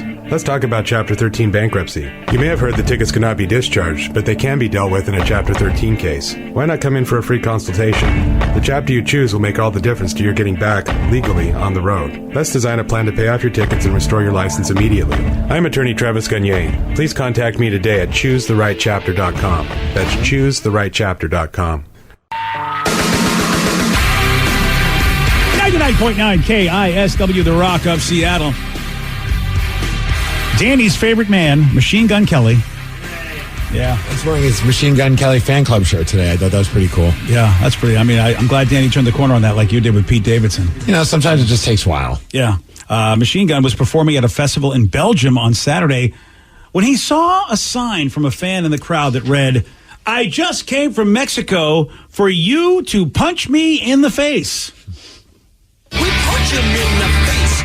Yeah, so MGK, that's what Danny calls him. MGK was unsure about the request at first in this clip, but then ultimately punched the guy. Ha. And you can check out the video on the BJ and Migs page of KISW.com. Why do you want me to punch you in the face so bad? I got rings on, dude. That's gonna hurt. I don't know. It's a lose-lose for me. I don't know if I'm gonna do it. I'll consider. Yeah, and then while he's playing the song, you can't hear it, but like while he's playing the song, he goes over there and gives him like a love tap, but he gives him a punch in the face and then yells, "I love you" to the guy. Yeah. Because the guy, when he said, "Why do you want to punch me to punch you in the face so bad?" the kid yelled, "I love you." So, and wow. But it just goes to show you, man, love shows up in so many different ways. It's just so he could brag about the fact that MGK just punched him in the face. I guess, yeah. I mean, now, you know what? You used to say, and you still do, that Billy Joel telling you to F off, one of the greatest celebrity moments in your life. Well, yeah, because like everyone could get a picture or an autograph. Well, from the stories I've heard, a lot of people actually have been told to F off by Billy Joel. Oh, so it's not so special anymore. Yeah, I'm not as special as I thought. But still, being a kid and being told to F off by like a rock star, a guy that you were a fan of, that was awesome. Yeah, I would have been crushed. You have a different opinion of how that went off, and a much better, healthier opinion. I would have been crushed. I don't know if it's healthy that I'm excited to be told to F off, but, you know, it was to each their own. Yeah. Dude, it's funny, though, because, like, I see this a lot in wrestling where, like, you know, fans will go up to wrestlers, and it's a thing, and they're like, "Hey, if I take my shirt off, will you chop my chest?" Because, like, and, you know, basically just like a chop across the chest as hard as possible. And some guys will hit so hard, like they leave like a handprint. Okay. And I watched it, I'm just like, each your own. Who am I to tell you what to do with your own body? But like, that just doesn't seem like fun for me. Yeah, unless, I mean, I guess someone can take a picture of the handprint or a video, and then you got it. And then it's a fun thing for them to share. It's almost like, it's different than getting an autograph or a picture. You have a video. And I think some people are just fascinated by, like, what does it feel like? You know? Oh, not me. And it's fun to watch because some people, they try their hardest to be like, "Oh, it didn't hurt at all." Because sometimes, you know, it's always going to sting, but some hurt more than others. But then there are some where it's pretty funny where a guy will chop the dude. There's some dudes that could just lay it in and you just see the dude crumble to the floor. And I'm like, well, what did you expect? Yeah, I don't have that in my brain. No. I'll just take the autograph or even the FU at this point. You don't want someone just to hit you? I don't need a guy in peak physical shape just basically slam the hell out of me with any part of his body. It is funny, like the way people act towards someone that they're a fan of, like what they want. Like, from hey, sign my body parts to, you know, everyone's got their own thing. Yeah, and I usually as a fanboy I just don't stop talking, and then I basically Chris Farley myself into a really bad position. I just like whenever I meet a mascot for them to put me in a headlock. Yeah, that's your thing. My thing. Yeah. I mean, I suppose it's a win-win for them. It all started because of Bowie, and Bowie did it. I didn't ask. Bowie just did it. Yeah. And then ever since then, I'm like, that was fun. Then we had the Seatown Electric mascot came in. What was his name? Oh, yeah, I got a... yeah, what was his name? Super Guy? Ah, dang it, I have it on my Instagram. Yeah, he looks... He's like an astronaut. He's like an astronaut with a wrench. He was cool, too. He's got like a rock... He's like Rocket Man. You know, Space Guy, that's all it says online. All right, well, I like him. A space guy? He kind of looks like a Jetson space guy with a wrench. Yeah. The guys from Seatown. I like. He's a great logo. Astro Andy. Astro Andy. So he's a space guy. It was on my Instagram page. A picture of me getting Dude, I'm so jealous. put into a headlock. I couldn't make it that day. I didn't know Astro Andy was going to show up. Oh, yeah. He's like, that's totally from my childhood. He came and he brought pizza. Astro Andy brought pizza, too. He's like the best superhero ever. Even better is because his mouth isn't functioning, so he didn't even get to enjoy the pizza. You're right. That's a great job. Steve, oh gosh, is it episode 3 or episode 4? I don't want to say anything. Of what? I just want to tell you there's a really great surprise for you. Either episode 3 or episode 4, or It's Always Sunny in Philadelphia. I'm never going to get to it. Just one episode. You will be happy. Okay, you have to tell me then the exact episode because I will not. It's the one with Bryan Cranston and Aaron Paul. So it's that episode where this season. Yeah, it's this season. Okay. I just watched it, so it might be episode 3 where they're going to make a liquor. They're going to make a fancy liquor. I think that's the title of it. But you'll see Bryan Cranston and Aaron Paul right at the beginning of the episode, so you'll know that's the one. I don't want to tell you what's going to happen. Well, clearly a mascot is involved. Well, I was trying to. That's why I waited a little bit. I waited a little bit so you would be like, really? But okay, fine. Well, what? We're talking about mascots and headlocks, and then you just like randomly like, Steve, I got a show for you to watch specifically. Episode this. I'm like, well, yeah. Why did you decide to have those 2 hamsters up in your brain actually work today? I figured you would just go, all right, fine, I'll watch it. Doop-a-doo, BJ. I don't know why you want me to watch it, but I sure will. Thanks, but thanks, Goofy. Yeah. Well, I'm just saying that this is an episode you'd like to watch. And it's funny you said that. Like it's about. I hope they serve this mascot blue meth. Oh, I was gonna say they have to serve their Dos Hombres tequila they have. Yeah, well, that's a big part of it. Okay. That is. This is. I'm gonna tell you right now. Wait, they have their own tequila, Yeah. 2 hombres. Oh Dos yeah. hombres. Oh yeah. 2 men. Instead of Los Pollos, it's Dos Hombres. Yeah. I want to try that, Dude. I have to tell you, It's gotten a lot of awards apparently. Always Sunny. I'm telling you, I think that their last 3 seasons have really been enjoyable. This last episode with Aaron Paul and Bryan Cranston, out of the park. I'm knee deep in kids baking championships right now, man. Come on, you got to cut me some slack, dude. This season's been a good one. I'm not telling you that you have to watch the whole thing. This is a special episode for Steve. Okay, that's all I want to. If you don't watch this episode, then I'm just going to say you don't care about something that you say you care a lot about. Clearly, mascots. Exactly. Don't need to beat around the bush on this one, man. I know, but I don't want any excuses about kids. You tell your family you got 25 minutes to yourself, and you do not get to watch wrestling. God dang it, when you get free time, I know what you do. I do watch a lot of wrestling. No, this is for you. AEW just added Collision on Saturday nights. Don't care. This is for you, and this isn't anything of my stuff. This is totally Steve. I saw this, and I said, I got to tell Steve he's got to watch this episode. Okay. And it's a fantastic episode, by the way. Aaron Paul and Bryan Cranston are fantastic in this episode anyway. And the Always Sunny crew is just all giving you what they give you. Oh, no, I love Always Sunny. I mean, I just got to the point where I stopped watching it. It wasn't anything they did wrong. I think I just kind of fell out of it for a little bit, but I heard it's great again. Yeah, Matt Got Fat really did. It wrecked the show for a little bit. But it's back. And it's on FX, by the way. And so it's just on 1X FX? It's not like FX. It's just 1X. Okay. Yeah, I think it's on the 1X. They were bouncing around on all the X's. You got the Hulu? Not anymore. No. Oh yeah, you're gonna have to on demand it. Hopefully, do you have Xfinity? Yeah. Okay, so hopefully you can on demand it. All right. Well, yeah. I haven't watched Raw yet or SmackDown. I am telling you, you get 25 minutes where you do not watch anything but that show. Okay. Otherwise, I don't want to hear you ever talk about mascots again. You will be forbidden to talk about. Oh, now that's a little crazy. Well, you always talk about how blah blah blah blah blah. I'm not going to get too specific, and I'd be like, if you really were the guy, says the guy who talks about Pearl Jam, but still won't listen to. Thank you. Yeah.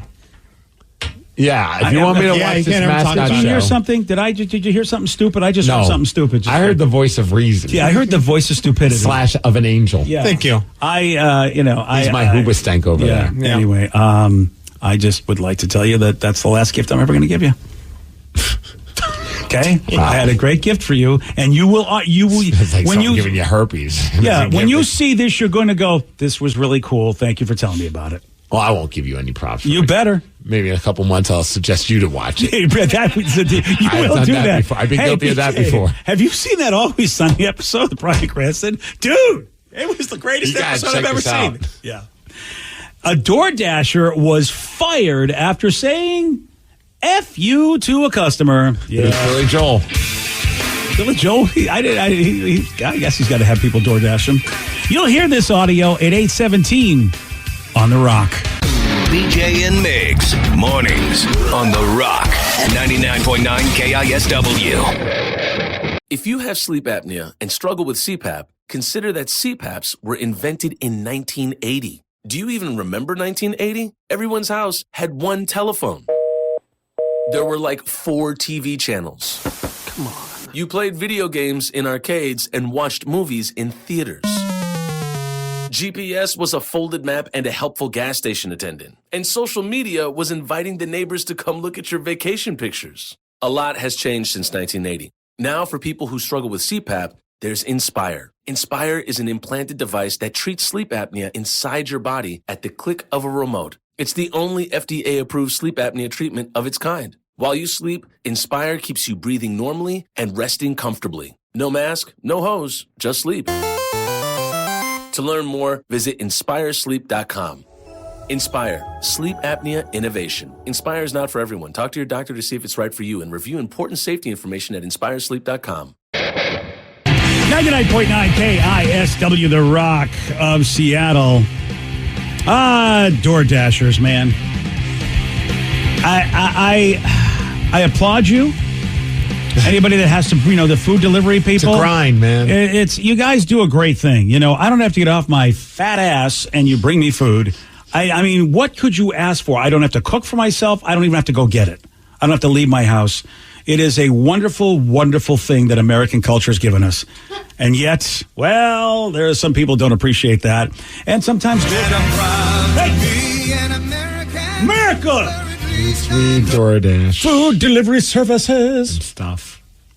Well, there is a viral video, which you can check on the BJ and Migs page of KISW.com, because apparently this DoorDasher does not feel appreciated as he cursed out a customer that left a $5 tip, which is really like giving somebody a buck. It's the new dollar. What was the order? How much was the order for? Well, he was delivering a $20 pizza to a Texas woman named Lacey. A $5 tip on a $20 order seems pretty decent. I mean, it is more than 20%. You're right. Yeah, I mean, come on. In this particular, if you think $5 is worth a buck, I'll give you a buck. Give me $5. Okay, let me get back to you on that, okay? All right, well, I'm ready. That's a hefty math equation. I have to figure it all out I'm first. ready to make this transaction. I know, but I got to talk to my financial advisor. That's how I do everything in my life. All right, well, let Todd Peach know that. This is a good idea. Todd Peach will be right there with you. Yes. He'll think, bad idea for me, good idea for you. He'll be caught between the two. I've taken plenty of online courses from BECU, and they say this is the way to do it, BJ. You give me $5, I give you $1. So this is a tough one, and I've got the audio. I'm going to play it because this was a 25% tip. Yes. And yet $5 really isn't a lot of money. It really, really isn't. So here's his response to her $5 tip. Hi. Hello. There you go. Thank you. You're welcome. I just want to say it's a nice house for a $5 tip. You're welcome. Whoa. Oh, this guy could go kiss my ass. I don't feel bad for this guy whatsoever. You don't feel bad for him? No, he's a douche. He almost dropped the pizza, first of all. That's a problem. So I bet some of that cheese is already shifted in it. So at that point, I'm like, why did I even tip this idiot? And look, I usually tip at least, like when we used to do jobs, I'd throw like $7-8 on there. And they would always be so appreciative. Like, oh, thanks so much. Like, that's more than we usually get, which I thought was kind of cool. Yeah. But like $5 on a $20 pizza, I don't think that's anything terrible. Look, 25%. And look, a lot of folks think it was sufficient. But, a lot of folks are saying, here's what we have to take into account, which I think that we have, again, as human beings, we need to know the whole story. And that is that the tip should be based, some people believe, should be based on the distance, not the order. So if the dude had to drive X amount of miles to your place, gas is expensive. What can $5 buy you in gas? A gallon, if you're lucky. Right now, it's some places it's almost up to $6 a gallon. This is the problem, man. We're pitting ourselves against each other which is what all these stupid big businesses want. The issue is with DoorDash or whatever company, he should be getting paid more. I understand that. Like, he should be getting compensated more. But you're mad at this person because of how nice their house is that they should tip more? Yeah. Now, go after yourself. You know what? Like, people struggle and they bust their ass to get a nice house. That's not my problem. It's not my fault that I have a nice home. Holy cow. I just gave you a $5 tip on a $20 pizza. Do you have a night? Does your home look like that and you're afraid someone's going to come up and give you that? I can't tell. I haven't been to your house, so I don't know. Oh, yeah, but no, it's nice. No, that's fine. Yeah, I mean, it's a fine house. You can have a nice house. We should be judging people based on their homes. Oh, like, I do. I'm judging you right now. So this guy's nice like, house. oh, this is a nice house. They should be giving me more money. You don't know their story either. Yeah, I know what you're saying. They paid for a service and they tipped on top of that. Oh, I know what you're saying. And there is something to be said that if this dude doesn't live in as nice of a house as you and he's door dashing, which isn't the most glamorous of professions, now here's where I come from. I live on Mercer Island. There is just, so I know how fortunate I am, and I don't have the nicest house on Mercer Island. As a matter of fact, if we were to go to your place, your place probably looks a lot better than mine because mine's super old, and Mercer Island, I probably had to pay triple the price that you pay for your wonderful, beautiful new house. But the thing is I still know where I live, so I feel like I got to spread it around. That's how I remember people that were doing well. That's what they did back when I was growing up. Giving somebody a 25% tip is spreading it around. $5 ain't nothing, though. But it was based on a $20 pizza. So I'm not saying you're should she wrong. give a $20 tip on a $20 pizza? Yeah. Go after yourself. Give me a break. Dude, $20 is nothing these days. What do you guys think? I mean, actually, $20 pizza is Richie McRicherson over here said. Yeah, $5 is way more. Oh, well, Danny doesn't even turn the heat on. We can't count him. He won't even put heat on in his house. Yeah, they could be a nice house. Like, you understand I don't use heat. That's how I can afford this home. Yeah. As a former server, I look at the percentage. So they gave me $5 on a $20 tab.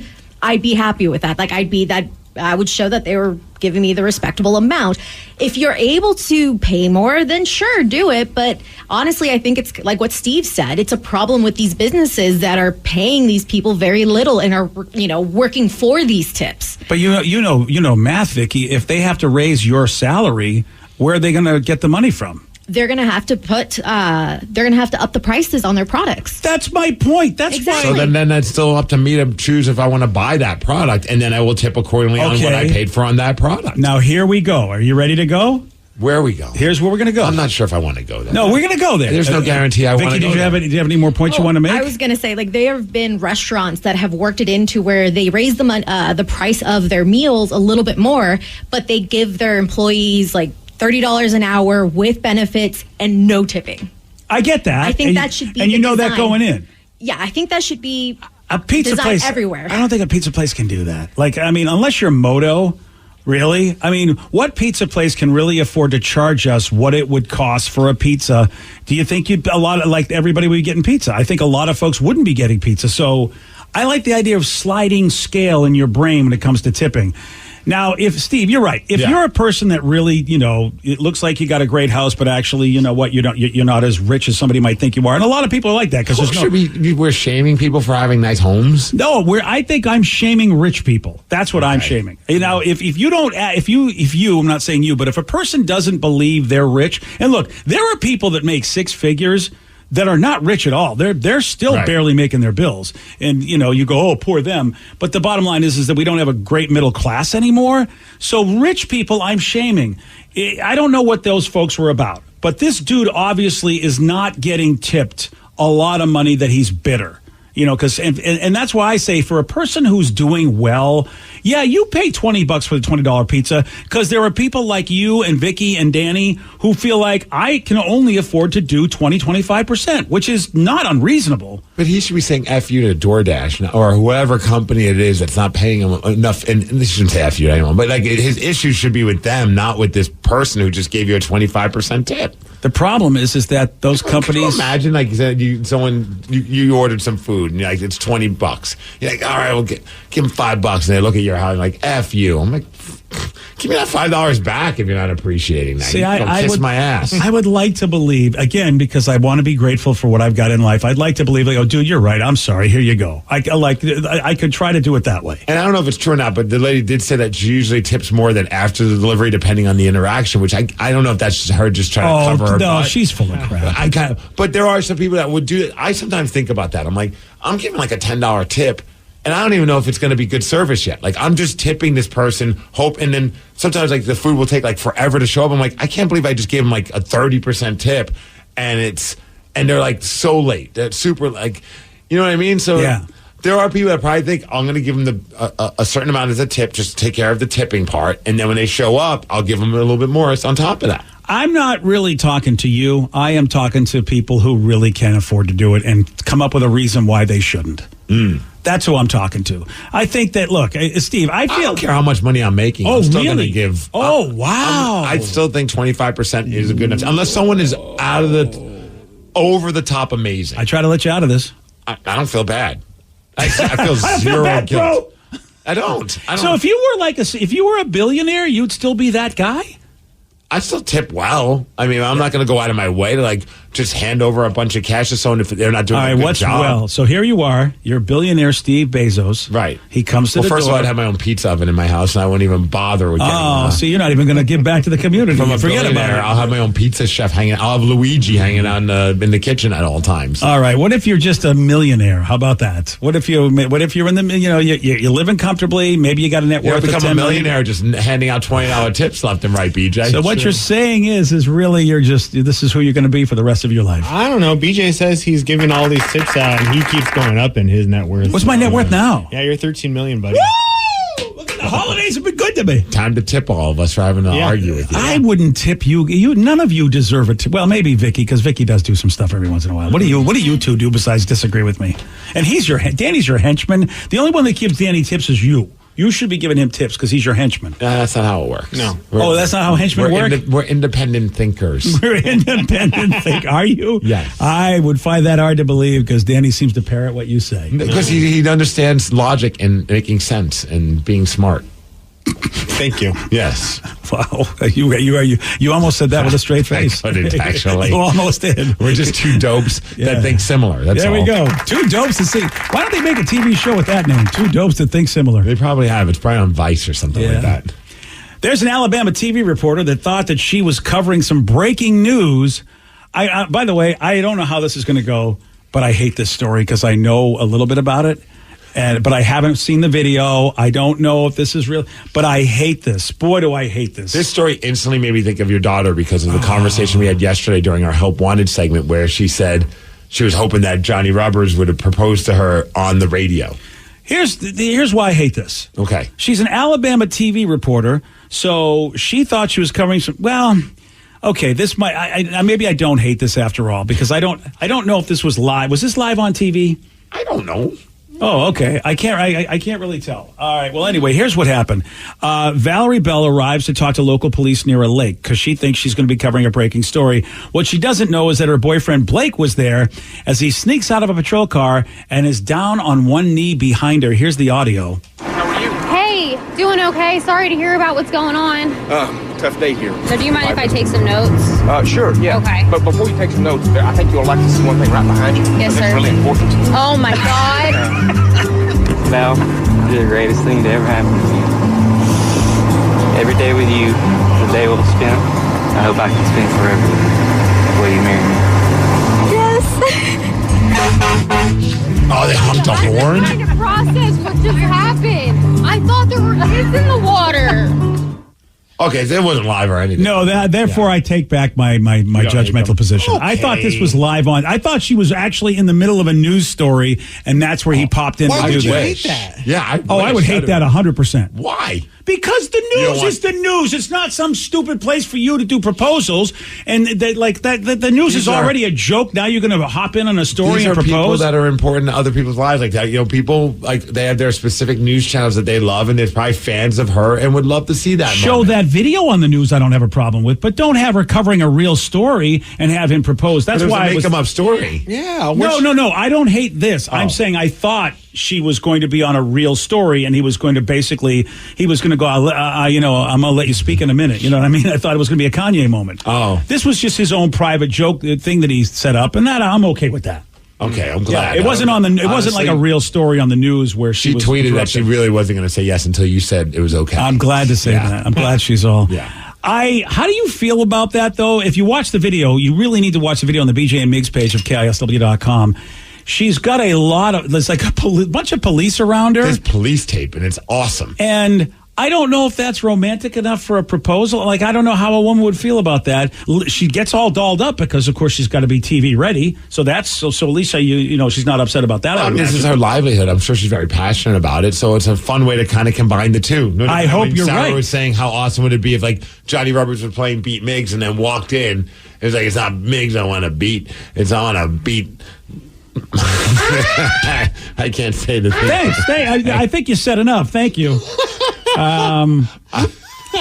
But what you don't know if somebody wants you, like, this is not what I wanted my proposal to be, not my workplace job thing. This, I'd be afraid to do this kind of proposal for making somebody. photocopies for a living or doing something that she hates. She probably loves her job. You say that, but I don't know. I mean, that's a lot of pressure. I mean, what if I'm wrong? What if she hates it? That's why I'd be. Well, I'd imagine that she tells her significant other if she loves or hates her job, and he would make his plans accordingly. All right, I guess that's a good point. I would be so nervous. The communication they probably talk about. Yeah, see, I never talk to my wife. That's the problem. So I guess that's why I don't know what to do. Look, it turned out she said yes. Seemed like she's okay with it. We haven't heard any updates about how she hates him, so I'm going to say that it was successful. And she tipped him $5 for the proposal. How about that? Which was definitely 25% or more. So that was a nice TV money. So I don't know. She could have given him 10. Yeah. Well, we don't know. This was in Alabama, right? I bet she ain't making a lot of TV money. Oh God, dude, Alabama's not that big. Cost of living is also probably not all that hard there. Look at you. You've got it all figured out. All right. Yeah. You've got it figured out. How much we should tip. You know how much you should get paid as a What's TV an person average home in Alabama? Average home in Alabama? Probably I have no idea. A fraction of an average home here in Seattle. I get that. I would say an average home in Alabama is probably $300,000 to $400,000. Oh, I bet less. Okay. I bet you get a nice house for like under $200,000 in Alabama. Yeah. Okay. Do we have any clue, any way of finding out? Because I think if you're paying $200,000 for a home in Alabama, it's probably not in a great neighborhood. Oh, look at this one for $204,000. It's 3 bedrooms, 2 baths, 1,400 square feet. Yeah, 1,400 square feet is nothing. Yeah, but look at all that. Look at all that beautiful lawn that you have to play with. Yeah. Look at that house there. That's the house you want, Steve, for $329,000. Okay. See, that's a good looking house. That's about probably your average price for a nice house. A typical single family home, so not super big. $175,000. That's the average price when you say not too big. This one, $106,000. A little paint. That place would be nice. No. And what are we talking? How many square feet, Vicky, for the single family home? People need. Look, if you got a family, you need at least wall wood. You need at least 2,500 square feet in a house. It's not saying the square feet, but they are saying that in Washington, the typical value of a single family home is over $500,000. Yeah. So, okay. Yeah, it's a big difference. So. 100,000 to 500,000 in Seattle. What are you talking about? Yeah, 500,000 doesn't get you a lot. Are you in Seattle it's proper? Washington, average of Washington. Oh, you're talking Spokane and everything? Yeah, well, you said average of Alabama. So that is the average of all of Alabama. Yeah, well, I guess if you go Mobile, is that their big place? I don't know. I think Mobile's their big city. What about this nice home in Daphne, Alabama for $250,000? That's not it's okay. It's a nice house. It's an okay place. It's not sorry, horrible. it's not a Mercer Island home. But, well, what are you going to do? Oh, the inside looks nice, actually. Yeah. Okay. Now who's talking? It's hard to say. I don't know if that's like, it's nice, but it could be nice, like, I think we need to just move to Alabama. Yeah. Yeah, you go ahead. Wow. Go ahead. Look at this one, $80,000. By the way, did anybody in their life ever said, I think we need to move to Alabama? Has anybody ever said that? When I look at the house prices, I kind of do. Go ahead, buddy. You're going to be on the Gulf Coast, which I do believe gets humid. I hear that. So even though you're on the water, if you're near there, you're still not digging it. I can just set up, with the internet and all that. I can still do the show from here. I can set up with the internet and do the show. You know what? Broadcasting live. You take your from family. Lillian, Alabama. Take your family to Lillian. You're right. You can get more bang for your buck out there, but then you're in Alabama. Oh, the stories would be endless. Look, Life in Alabama. Look, there are some people that would like to, but I would miss the I would just say the cosmopolitan and metropolitan vibe that You Seattle sit inside offers. and play board games and watch TV shows. You can Dude. do that in Alabama. I don't think that the board game community is as cool as in Seattle. I bet there's probably, if I'm lucky, one board game cafe somewhere around Alabama. Well, then look, you'll have like a good tight-knit group of friends. Yeah. It's small, but... Yeah, you know what they say when you meet them? You got a purty mouth, boy. That's what they say in Alabama. I know, because I watched the documentary Deliverance. Oh, okay. Yeah, so that's what I did. That's it. Bama hate is not cool, man. Oh, Bama hate's not? No. Yeah, roll tide, bitch. That's all I got for you. That's all I know about Alabama.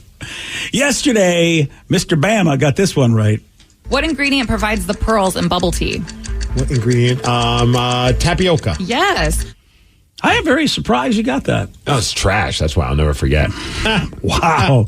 You are on a roll today. Bubble tea is the worst. Oh, my God. Bubble tea's the worst. $5 tips. I mean, you are becoming and you want to go to Alabama. What happened to you? I just found a house for $69,000. Nice.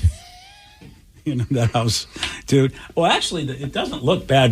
See, the realtors don't make every picture look good. You know what I mean? They really do. It's got a carpet that looks like it's water. Yeah, it looks like it's a swimming pool. Okay. Okay, that's awesome. For a second, I was like, this house has got water inside of it. Dude, and it's got paneling. Look at it. It's got wood paneling on the walls. You're talking, look at those walls. Look at that carpeting. Oh, yeah, Steve, that house is worth $69,000. All right. Wow, that is that carpet in the kitchen? Some would call this a fixer-upper.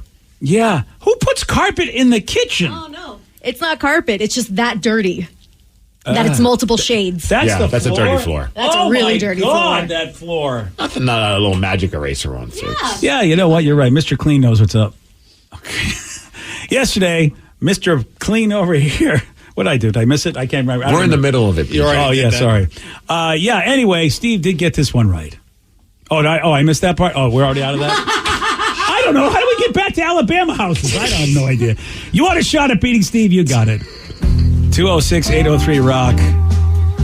I'm sorry. I didn't know you were working for the Alabama Realtors Association. My apologies. I didn't mean to get in the way of your other job. Thank you. We're going to play Beat Migs in Seattle at 8:47 on The Rock. Today's podcast was brought to you by Travis Gagne, bankruptcy attorney. Here's another question from a listener. How long is a bankruptcy going to affect my credit rating?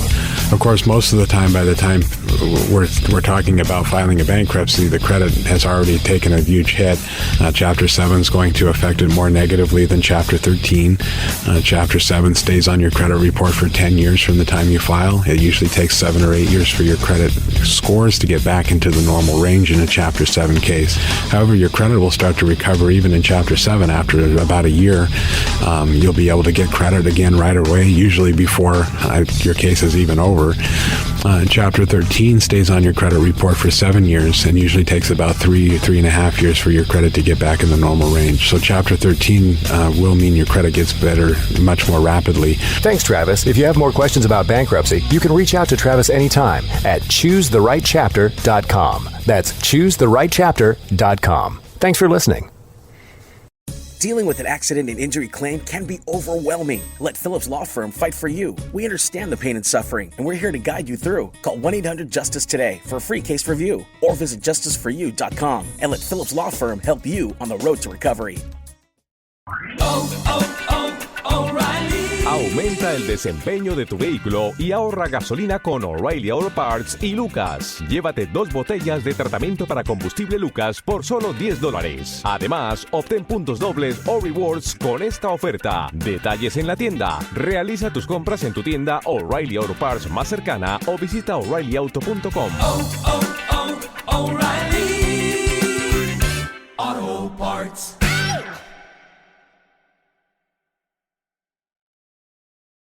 Hey, this is BJ. Thanks for listening to our show's podcast. If you're a fan of all things geeky, you should check out my other podcast, BJ Shea's Geek Nation. We have new episodes every day, and you can check it out at bjgeeknation.com. Your home is going into foreclosure and you feel like a financial wreck. You don't know where to turn for accurate information. I'm bankruptcy attorney Travis Gagne. Let's talk about some legal options.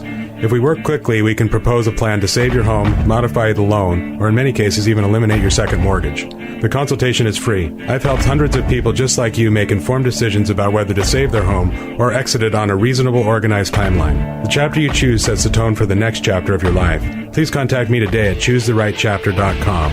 That's choosetherightchapter.com. 99.9 KISW, The Rock of Seattle, presenting Disturbed with Breaking Benjamin.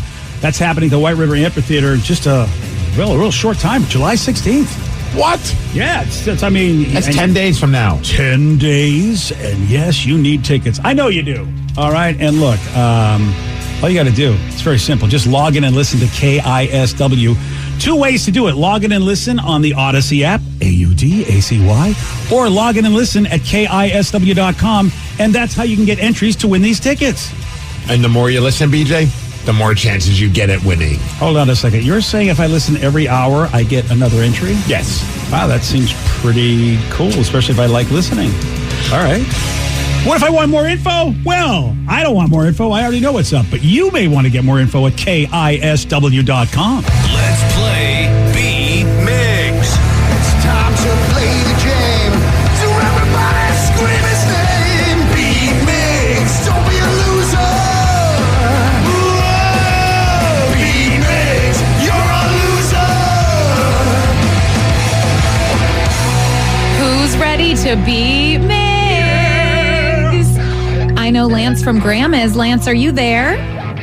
I'm ready to beat Migs. Yeah. This is the day. Isn't this Graham's day? Wow. Is this the Graham Cracker Day today? Or was that yesterday? That was not today. That was yesterday. Well, happy Graham Cracker Day belated. Sorry. BJ, you're losing your mind. I am. Losing it. It's been lost. That's very true. I'm never getting it back. I know, really. A s'more. Somebody get me a s'more. All right, Stu, now get out. And yes, it was yesterday that was National Graham Cracker Day. Wow. I have a day off, that's all. Yay. For those playing at home, me a cracker. Lance has 60 seconds to answer 10 questions. You can pass all you want, but you only get 3 guesses per question. Are you ready? Let's do it. Elvis Presley's favorite sandwich was French bread, peanut butter, bananas, and what? Bacon. Yes. Where is the most active volcano in the world located? Hawaii. Yes. The 2 metals that bronze is mainly comprised of is copper and what? Iron? No. Carbon. No. Pass. Beginning with L, what is the real first name of Reese Witherspoon? Lisa. No. Lauren. No. Laura. Yes. What is the capital of Oregon? Salem. Yes. Hello Kitty made its first appearance in what decade? 70s? Yes. What actress played Molly in the sitcom Mike and Molly? That's Melissa McCarthy. Yes. Andrew Roddick is famous for playing what sport? Tennis. Yes. What is a baby snake called? Pass. How many zeros are in 1 trillion? 10. No. 1, 2, 3. You get 7 correct. All right. It's not though. bad. That is pretty We have a dang chance. good. We have a chance. Oh, I think Lance is going to do it. Oh, you think Steve's out on this one, huh? Oh, I really do. Oh, she's got no confidence in Steve at all. I don't. Wow. Even though Steve barely won last time. So Dominated. What are you talking You about? dominated Yeah. the 2-1. Hey, Hey, it's a win. it was a big picture W. Steve, are you ready? Elvis Presley's favorite sandwich was French bread, peanut butter, bananas, and what? Peanut butter, bananas, and French bread. Oh man, what the hell else was on jelly? No. Bacon. Yes. Yeah, thank Where you. is the most active volcano in the world located? Hawaii. Yes. The 2 metals that bronze is mainly comprised of is copper and what? Zinc. No. Silver. No. Gold. No. Beginning with L, what is the first real name of Reese Witherspoon? Luana. No. Lori. No. Laura. Yes. Nice. What is the capital of Oregon? Bend. No. Eugene. No. Portland. No. Hello Kitty made its first appearance in what decade? I can go 50s. No. 60s. No. 40s. No. 70s. Yes. Damn it. What actress played Molly in the sitcom Mike and Molly? Oh. What's her face? What's her name? Yeah, you know Melissa McCarthy. Yes. Andrew Roddick is famous for playing what sport? I'm going to go tennis. Yes. Yeah. What is a baby snake called? Baby Snake ski? No. Snake ski. 3. Steve, you get 5 correct, which is a loss. 7 Nice to 5. work, Lance. Nice. You did it, buddy. Steve. Love the show, you guys. Thank you, Lance. You rock. Thanks, buddy. Damn it. At least I was going to really kick myself if the 70s Hello Kitty got me. Would have led to a tie, but it didn't. But it did lead to this. Oh, Steve's back on track. I love it. By rights, you should have lost the first game, but no, I won the game. I know, but your opponent could have been better. Definitely. They both could have been better last game. Yeah. The 2 metals that bronze is mainly comprised of is copper and... aluminum? Did somebody say... Tin. Tin. Yeah. Steve, the capital of Oregon is Salem. Salem. Lance got that man. correct. Hello Kitty's was the 70s. Yep. And does anyone know what a baby snake is called? I don't know if anyone would get this. A snakeling. Danger noodle. Slither. Tadpole. A pig is a piglet. A snakelet. A snakelet. Yeah. Isn't that cute? Yeah. I said snakeling, but okay, snakelet. It's all right. snakelet. I know, but I mean, I thought snakeling was a joke, and turns out I was really close with snakelet. It's a little snakelet. Wow. Okay. I know. Well, congratulations, Steve, on losing. Thank you. Yeah, congratulations, Steve. You guys. You really lost. Really proud of you. Tom Cruise, you know that guy's coming out with a new movie. I saw all like the billboards and the advertising when we were in California, man. They're hyping this movie up. Well, and he's inspired by Harrison Ford, which, by the way, I see so many people like of course, Indy didn't make a lot of money. They were upset. Only made $60 million, which they thought, oh, holy cow. Yeah, I heard it was kind of a box office failure. And yet everybody who, at least of my friend group that's seen it, likes it. So I don't know if they're just, I don't know why. I mean, the critics are okay with it, but it's fresh, and the audience seems to give it 80%. So I don't know why a lot more people aren't going crazy for Indy unless they just don't care. Yeah. Well, to be fair, my girlfriend yesterday, we saw a trailer for it, and she goes, God, they're still making those movies? Yeah, it's the old people want to see it. Yeah. Yeah. 69% on the tomato meter.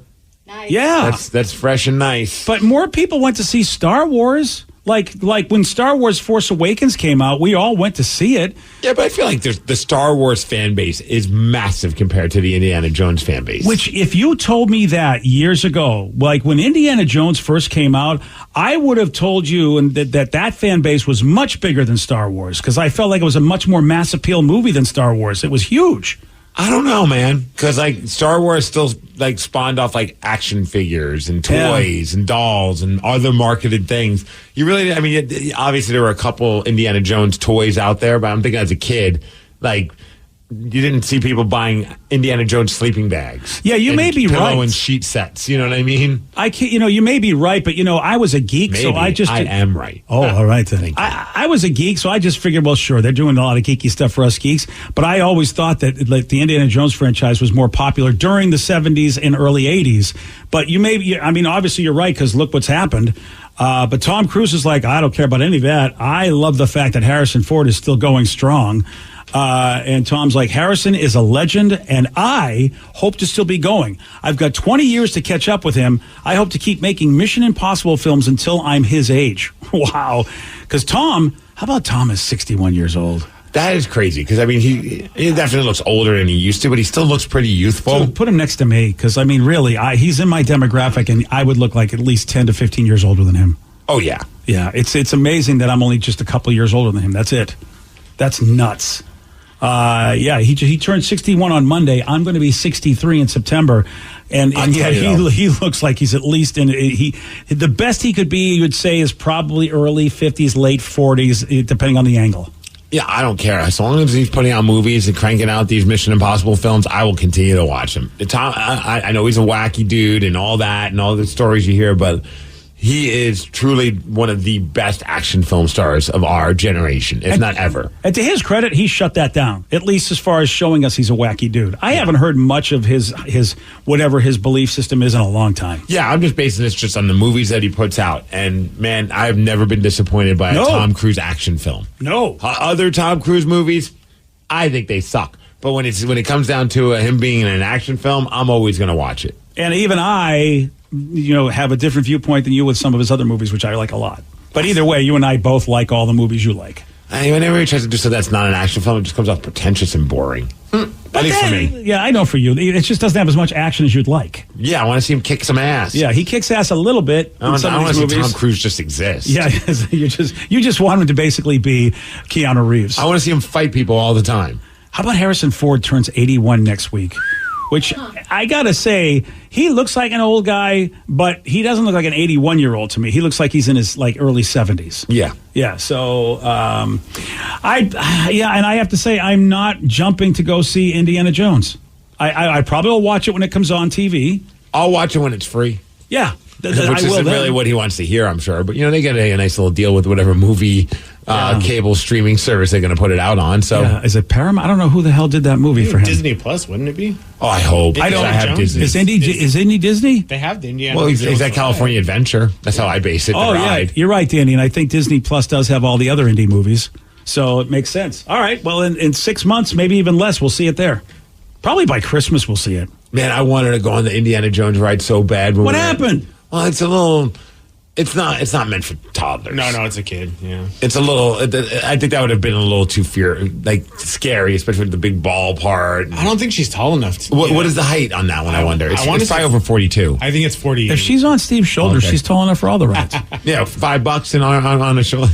You and your $5, dude. You need to step it up to 20s. You got to bribe people at 20s. $5 is nothing anymore. I gave the shuttle guy $5. He was fired up. Okay, I want to see that interaction. $5, what? It's a cup of coffee. He stopped in his tracks and said, "Sir, I really appreciate that. Thank you." All right. Maybe he's getting a lot of $5. He got no money from anyone else. Oh, well, then that's why he was very excited. Yeah. But $5, man, they don't. The other guy got $3. At the Disney shuttle guy? No, and you gave somebody $3. You were like, you didn't even give him the $5? I didn't have a $5 at the time. All right. I had 3 singles. That's all I had. What was the service discrepancy? I thought for you to go. You know what? You're not even getting the full $5, pal. Well, one got us all the way to the airport. The other one didn't. So I mean, the guy got us all the way to the airport. Got the $5. All right. Okay. We did some real low budget car rental place. Ooh. Oh, that's right, because you had car rental issues because of the fact you got in late. Yeah, but then when we got to California, this place, it's you got to take a bus to go to some random, street corner in a crappy part of Los Angeles, and then they had, a crappy white van pick you up. Oh, you didn't, the bus didn't take you to their place? You had to wait for a van? We had to take a bus to a shuttle that was kind of sketchy. And it's to a sketchy part of town where the car rental place was. Danny V's shuttle picked you up? Pretty much. I was just like, oh, dude, man, that's nuts. I'm never going through this website again. Have I ever even heard of this company? I didn't. Honestly, I didn't know that they did car rentals. I thought it was another type of a store based on Oh, that's weird. It had a similar name as another store. And I was just like, oh boy. And then the way back though, the same weird van then took us to the airport. It made no sense. Oh, that is weird. But I was happy. I was like, oh, do we have to get dropped off in a really weird part of town with our luggage and then hope that the bus shows up on the 4th of July? This was kind of stressing me out. Yeah. And then the guy's like, oh, what terminal are you guys at? I'm like, wait, you're taking us to the airport? He goes, yeah. I'm like, oh, you just earned your $5 tip, sir. I didn't say that. I thought that part. That would have been kind of douchey if I said that. That's great. Here you go, sir. You know what? Don't spend it all in one place, and I hope you can retire on this. But it's one of those things where I say, babe, remind me to never use this website to get this car, a rental car. And then, sure as that's the next time I go and plan a vacation, I go to that website because I'm like, oh, look how cheap I got a rental car. And then you realize, well, you got what you paid for. Oh, yeah. The rental car itself was nice. Okay, so you're going to use this company from now on? No. Oh, no? Yeah. I don't blame you. No, sometimes you got to pay a little more. Yeah, you know what? You kind of want to be dropped off at their, you go from the airport to their place. This is like single Steve or Steve on his own adventure or Steve and Danny go on a vacation. Then, we can nickel and dime it. Yeah. But when you have a child and your wife and you kind of feel like you're kind of letting them down with what the experience has been like, Daddy, it's worth paying a little bit more. Daddy, why is that guy using the street as a toilet? Okay, honey. I say that. We get in that weird looking, this crappy van, and my daughter's sitting there kicking her feet in the air going, this is amazing. I'm like, your standards are so low. Dude, you have done a great job. I know. Yeah, keep it up. I know. I never want her to change. Don't ever give her any highfalutin standards, If she's sitting on something and it's moving, she thinks it's the greatest thing ever. Fast food is fine dining, kid. Don't forget that. Oh, yeah. Chipotle to her is like going to the best steakhouse in town. can't really argue with you. Chipotle is pretty legit. Yeah. Yeah. All right, it is time for you. Time for listeners on the loose. You know what to do. You get to pick the topic. You get to guide the show. Call us, text us, 206-803-ROCK. We'll take those calls and texts at 917 on The Rock. BJ and Migs, mornings on The Rock, 99.9 KISW. 99.9 KISW, The Rock of Seattle. It's Listeners on the Loose, brought to you by Beacon Plumbing, Heating, Electrical, Septical. You guys made fun of me when I had a hard time with that. Okay, one more time. It's brought to you by Beacon Plumbing, Heating, Electrical, Septic, and Mechanical. I'm freaking. I should have just called Beacon. Is what I should have Septical. done. Yeah, I got a problem with my septicals. You should probably go see a doctor for that, sir. 206-803-ROCK. That is the number to call. Whether you've got healthy or unhealthy septicals, we will help you out. Anything you want to do, 206-803-ROCK. But remember, Steve has a rule. It's a simple rule. Show some energy and bring it. Otherwise, we're gonging you and then saying goodbye. Goodbye, old friend. 206-803-ROCK. The number to call, the number to text. That wasn't a good move, but Daniel is on the line from DuPont. Daniel, you are on The Rock. Good morning, everybody. How are we doing today? I could not be better. Yeah, I was in a good mood, Daniel, but you know what are you going to do? Sometimes you take a call, that's what happens. Yeah, it does. So I'm going to throw my 2 cents into the whole tipping argument. Personally, I have a scale that I like to use. I tip 5 on a 20, and then 10 on a 30, and then 20 on a 40, and it stays that way until it gets to the higher echelons. And then I start tipping 40 until I get to about the hundreds. But I don't normally hit that. Wait, I don't really. Help me out here again. You tip 20 on a 40. It's a 50% tip. Yes. Yeah. And what the hell are you doing? Well, why wouldn't you tip then? I mean, really, why wouldn't you tip then like a 10 on a 20? Because I have it up until the 20 mark. That's just how I figured it out. He created his own tipping scale, man. And what does that even mean? That's so unfair to the people who are like could probably use that 10. And also it saves you money. How about if you do it the other way around and only tip 10 on a 20 and tip 5 on a 40? How about that? Hey, how do you do that? Well, in my brain, if I'm eating by myself, my bill is only going to normally be about $15. So if I'm hitting over 20, then I'm buying for 2 people, and then I bump it up to the 10. And I'm usually hitting about 30-ish. Yeah, but it doesn't matter. They're still serving you, right? They're bringing food to your table that costs a certain amount of money. Okay, I mean, all of this makes all the sense in the world to me. Yeah, look, the people that are getting $40 worth of your business, that's great, but that's just 2 20s, okay? And at that point, you're only giving 5 on a 20, and then 5 on a 20 for you, 5 on a 20 for your friend. You're killing me with this. You really are. Thank you. That's for you, BJ. I thought it was. And for math. Makes no sense. Everyone's got their own way of doing things. How about you just be generous if you can, and if you can't, well, understand you would if you could, which I think is nice. I have my own scale. Typically, don't even do you. What do you do? Well, either I just double the tax and add a couple more dollars. That way I know it's over 20% for sure. Yeah, that's okay. And then if anything is close, obviously more than 20%, but I could round it up to a sweet $69.69. Nice. I'm going to do it. I do have a problem, though. They should have that on the receipt. Like, this is how much you need to tip in order for it to hit $69.69. Oh, that would be great. If I ever start my own restaurant, you bet your ass I'm going to do that. You know what? Another one of your ideas that I know will be amazing. And will never happen. Exactly. Yeah. My problem is this. I feel like when I get on a fixed income, I'm going to feel horrible because I won't be able to do what I currently do. Because obviously when you're on a fixed income, then you're kind of, you don't have a salary anymore. Then you have to watch your money. Like my parents, they had to get a giant ass generator at some point, and then they had to have what they thought was a tough talk, which to me was not a tough. Like they were just like, "We're sorry, we're just not gonna be able to send you money to you or your brother on your birthdays," or they would always still like to send like a couple bucks for Christmas. And I'm like, yeah. And I was like, you could have stopped doing that forever ago. I mean, you did not, but they felt awful about that. But because they were like, we're doing the math, and in order for us to live for however long we are hoping to live to, we have to stop spending money on certain things. Yeah, it's going to be tough. It is going to be tough just because, your parents show that, that they care about you and your brother. And of course, what do you want to provide for your kids? But then you get to a point you go, but still you feel like a jerk. You go, I get what they're saying. It's going to be a hard conversation. I've had to have it every once in a while, just in general. And I feel horrible, even though everyone's reacted like you. Dude, you've done enough. Don't worry about it. But I have it inside me. I'm a horrible person once that happens. Well, just accept that you're just a horrible person. See, and that's you don't have to worry about it. Why do I go to therapy? Why don't I just go to you? I'm a lot cheaper. Yeah, you have a different message. I'll tell you that. Yeah, but you know what? It's a different message than they give me. They're a little bit more hopeful for me. They're hoping that you can keep giving them money. You aren't kidding. Yeah, my version will be we'll be done in like 4 sessions. This one therapist man emails me, so when's the next session? I'm like, God, dollar signs in your eyes. I see them happening. Like a vulture. Yeah. And man, this person ain't cheap.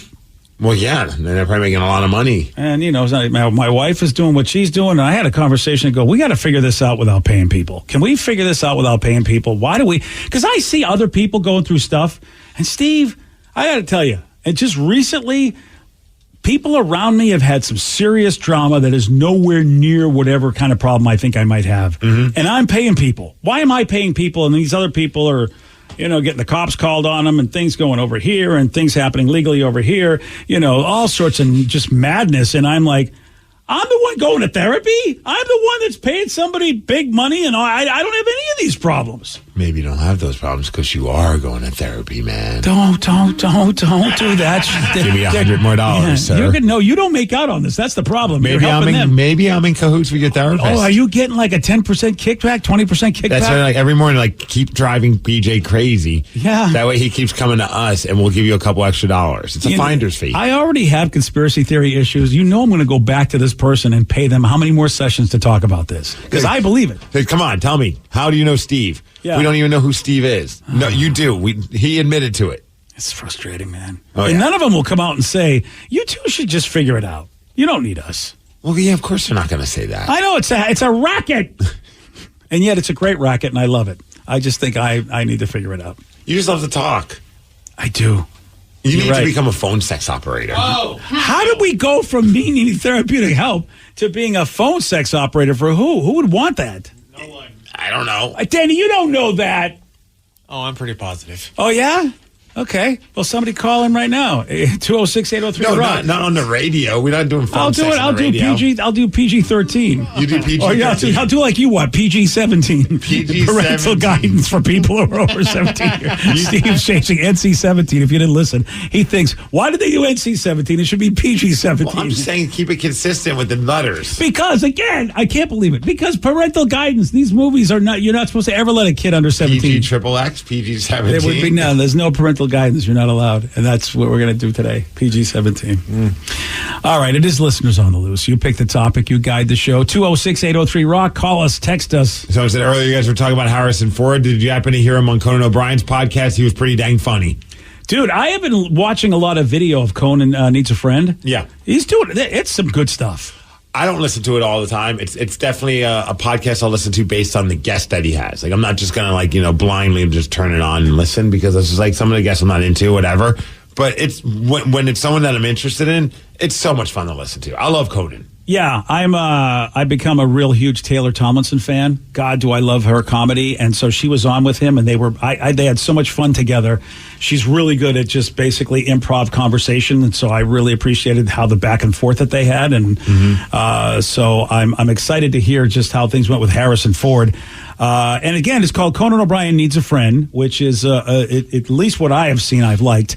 And Ford immediately begins insulting Conan O'Brien on the podcast, starting with the name of the podcast. Hi, my name is Harrison Ford, and I feel confused about being Conan O'Brien's friend. Now listen, you and I talked about this a long time ago. We did. And a lot of time has passed. You've made no effort whatsoever. And now you show up out of the blue and you want me to be your friend. Yes, I do. Listen. What can you say on a podcast? You can say anything you want. Anything you like. Well, you. That's fantastic. Boy, Harrison Ford, I think, got the memo that the grumbly old man is a great new brand for him. Yeah. Because he is just, he was very good in Shrinking, if you haven't seen that Apple TV Plus show, but he basically plays that in that show, and that is his new brand. I don't know what he's like as Indiana Jones. I might want to see the new Indy movie if he's grumbly Harrison Ford Jones. In this clip, Harrison goofs on Conan's lack of research on him. You are Irish, German. What's the German part? I thought your dad was German Irish. He's no German. No German. No. If that's the quality of your research. And I imagine it is, because right there it says Harrison Ford, and then you had to write down Han Solo. Yeah, I did. You can't remember that? No, I can't. Yeah, I wrote down because I heard that you were in some of the Star Wars films. I've seen those films. I remember the bad guy with the black helmet. Uh-huh. And then there's some people. How come you're not still on television? I think it's quite obvious why I'm not still on television. Yeah.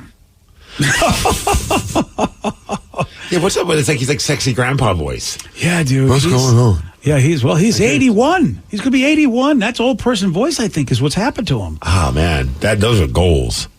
Oh, you want to have, see, you're right. Sometimes when you get to that, because Patrick Stewart. Sit on my lap. Oh, okay. Wow, that went bad. And you know, if you sound like that at 81, you're not going to get on a lot of shows. Are you crying right now? No. This ain't a Fallout Boy. Okay. Sit on my lap. Wow, that is not. I need to leave. That's Be my very sugar disturbing. And go down. Okay. What? Wow.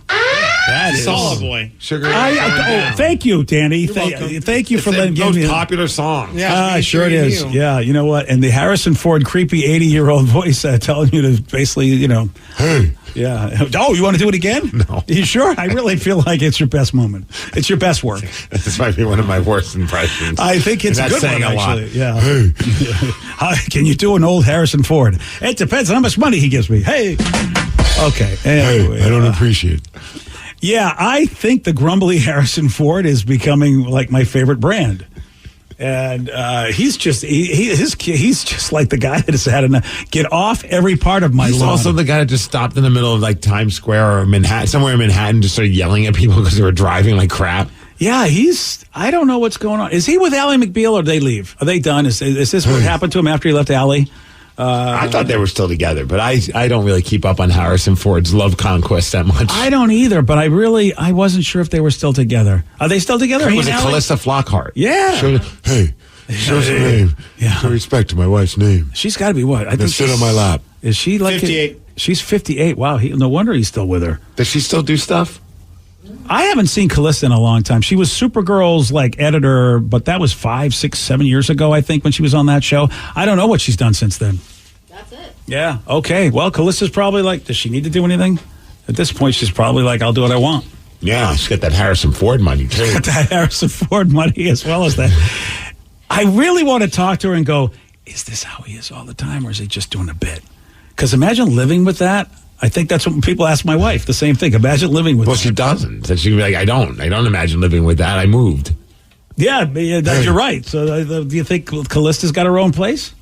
Because I don't got Harrison Ford money, even though the net worth says I'm at $13 million, but I still don't have Harrison Ford money. I don't think his net worth is $13 million. Yeah, I think it's a little bit more than that. And I think when they report on his net worth is actually legitimate. Also, you went down to 700,000 since 8 o'clock. So this site is the dumbest site ever. What the hell did you buy during the commercial break, BJ? Probably, you know what? I think I bought myself freedom from you idiots. How many board games did you pick up? Let me tell you. You know what? This site is so stupid. I don't even know why I'm on it. It makes no sense why I'm even on this site, and we can't find the people that do this site. I want to interview this guy. I bet it's like Jason or Ryan Castle or someone in the other room. Do you think it's them? Yeah. Yeah, it's got to be somebody that knows me. How do I go from 13 million at 8 o'clock in the morning to 933? I'm at down to 700,000. How does that happen on the site supposedly designed to give you? And what's the net worth of Harrison Ford on this site? I'd probably tell you that, right?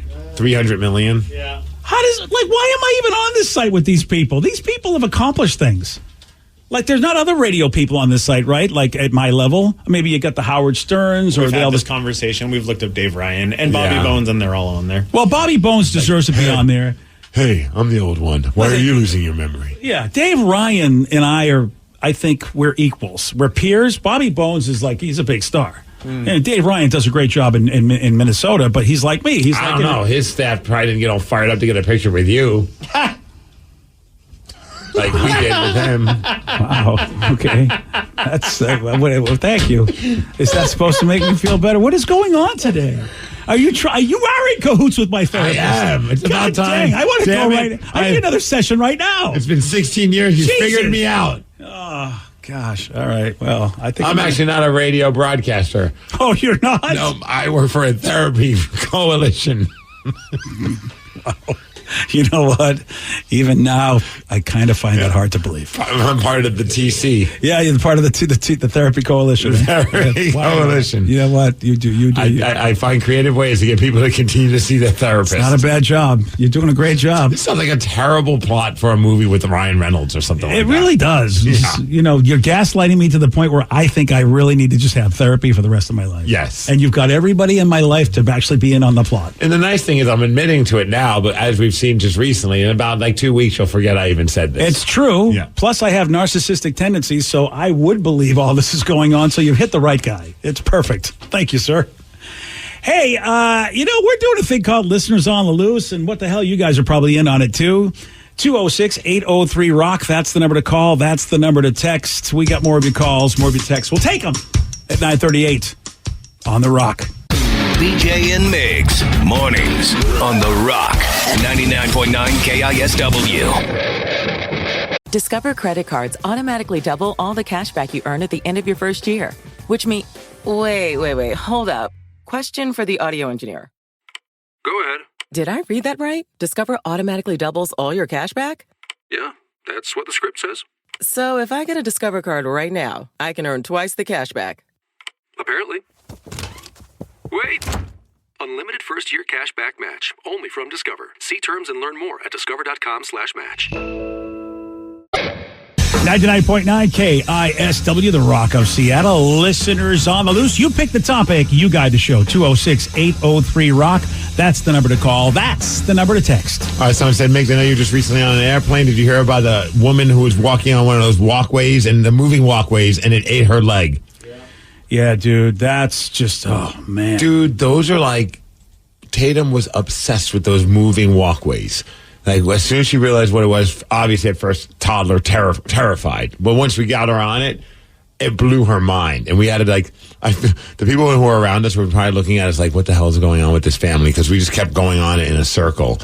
Just kept getting off of it, getting back on and going and going and going. Oh, that's awesome. And again, Tatum going, this is amazing. It was so much fun. Yeah, at the A gates, man, you just got a whole stretch of them at SeaTac. It's nice. Oh, yeah, dude, she was all about it.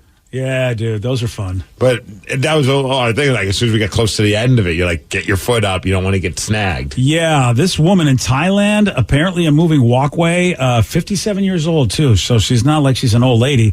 It ate her leg. Happened on Thursday of last week, a week ago. The airport in Bangkok hasn't given us a whole lot of details, but yeah, she lost her left leg. Lost her leg because of this? the knee. So she's like, she got on a moving walkway, and before she stepped off, somehow her foot got snagged at the end of it. Her leg was still stuck when the paramedics showed up. They apparently had to do an amputation right then and there to save her life, which I don't even know like how bad that must have been. And the photo showed a yellow guard plate at the end of the conveyor belt detached, but it's not clear what happened. They might have just removed it to get her out. We don't know. They're investigating what happened. I don't know how that could happen. I mean, I don't, again, it was in Thailand, so I don't know if their safety situation's not as good as ours because, I mean, those moving walkways definitely they're things, but I don't know how it could eat your leg the way it happened to her. Unless like theirs are a little bit more like, more extreme than ours. Yeah, they have claws at the bottom of them. I get a little, look, I don't care what you say. I just feel like some countries don't have the same safety standards that we do. I don't know about Thailand. I've never been, but I get a little worried. I feel like a lot of countries aren't like us when it comes to, well, let's make sure all this stuff works. All I know about Thailand is the capital of it. Dude, when I went to Peru and they put us on a bus to go to Machu Picchu, there should have been guardrails on some of those roads as we climbed. Oh, yeah? And I was like, I thought we're going to die. Because, I mean, it was so narrow, this road, and I'm like, if somebody came on the other side, this guy's dead. He's I mean, there's nothing to stop him from rolling off this. We're going up a giant mountain. and there's nothing to stop them from rolling over. I'm like, what? No. So I don't think I think I'll just not use their stuff now that I know a Thailand lady got her leg eaten. Someone said, going back, this is based on when that person got into our garage and took the car and took a bunch of stuff out of my garage. Oh, right. Migs, of all the random stuff that was stolen from you, what was the one that pissed you off the most? Back when my garage was broken into, they took a bunch of stuff, but to this day, I'm still mad that they took a small planting shovel, mainly because it made absolutely no sense, LOL. Yeah, who takes a small planting shovel? That is very weird. Yeah. What do you do with that? Is that like a weapon, maybe? Maybe. Because it kind of looks like a knife. Yeah. A really dull knife. Is it a big spoon for your drugs? I don't know. Oh, you could probably cook a lot of drugs on that thing. Yeah, that is really random. Now, you lost some personal stuff, obviously, but what did they take where you're like, what? Oh, I know what they took. What's that? Your gym bag, right? The bag you use for your gym? They did take the... Wasn't that handy? Huh? Like you love that bag? Or did it matter to you? I thought you really liked that bag. I never have talked about my love for my gym bag. It was just a gym bag, man. Oh, I thought I got it at Dick's for $30. Maybe I love your gym bag and I wanted it too. Yeah, I was like, handy. Like, what kind of things do you think were inside of my gym bag? Like oh, no, not lotions and that stuff? kind of handy. I just thought maybe like, like me, I have like some favorite stuff that I carry my things in. And you're like, damn it. Yeah, I mean, there was like a lot of like, just like, like taking like used shoes. I thought was like, I guess I understand like the ones that were newer looking. Okay. But like there was one pair, like I was like, oh, I'll use these for when we walk around Disney because they're like, they're like Nikes and they were low tops. I was like, they'll be good with shorts. And I went to go grab them. I'm like, where did I put these things? And I realized, oh, they took those. Yeah. But that was probably like the most random thing that really still kind of pisses me off, and I really started experiencing it. I don't know, now that I don't have them, I'm starting to notice my vision isn't as good as it was. But right. them taking my glasses. Yeah. Like, because they were in the car, and they took them. And they weren't sunglasses. They were just a pair of, what are they called? Progressives. Progressives, thank you. So, like, reading glasses. Yeah. And I was like, you sons of Those are a pretty bitches. penny. Yes. Yeah, they're a pretty penny. And of course, like when I got them, they're like, you could get another pair for half the price. I'm like, I don't need two pairs of these. Now I kind of wish I would have, because now I got to pay full price again to get a pair of freaking glasses. God, that sucks when they're right, when they upsell and you're like, oh, I should have done it. Yeah, but you know what? I bet it was the people at the glasses place that stole all my stuff. Well, if you're basically working with the people at the therapy place to get me to go to therapy, it only seems right that somebody scams you. Everybody's in cahoots. Oh, yeah. But I noticed that like we were like going around the airport, and I was like looking at the menu, and I'm like, gosh, I need my glasses. And I'm like, he's just, man, that was a dent in the wallet that entire trip. So Dad's not going to have glasses for a little while. Oh, damn, dude. My wife started laughing at me because she was like, order something from the menu. I'm like, let me get the magnifying glass thing out on my phone. And she's like, you have an app for that? I'm like, yeah, there's an app for that. Isn't that crazy? Yeah. She's got glasses, so she doesn't need it. But there's a lot of us like that need that magnifier. Oh man, that came in handy a couple times because I was like, yeah, be freaking. Did you thank me? Did you thank me since I showed you that? I just said, no, stupid BJ showed me this thing. Okay, fair enough. I'll take whatever props I can get. As good as you're gonna get. Yeah, I'll take that. It is listeners on the loose. You pick the topic, you guide the show. 206-803-ROCK, the number to call, the number to text. So it says you could go down a tragic hole of people being eaten by escalators and walkways. Dude, I had my buddy had his shoelace got caught up by one of the escalators. Ooh, that's scary. He lost his shoe, but luckily not his foot.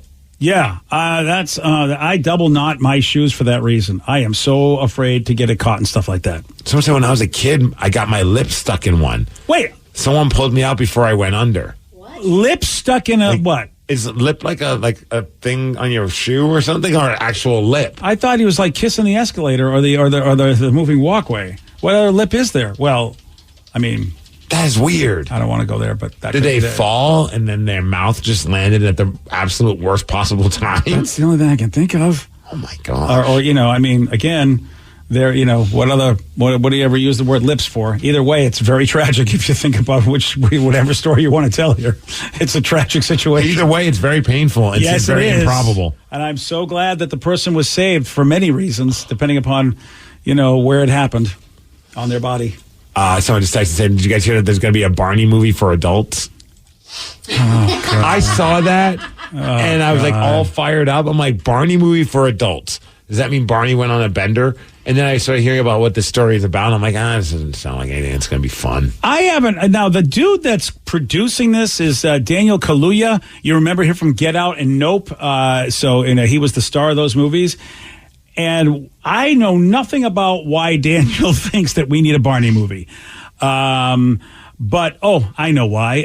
It's an executive at Mattel that wants to do this. So obviously there'll be toys. Oh, yeah. Yeah, there we go. Do you think they're getting all fired up because of like all the hype that's going on right now with the Barbie movie? Like, yeah. Because, people are really getting excited for this film.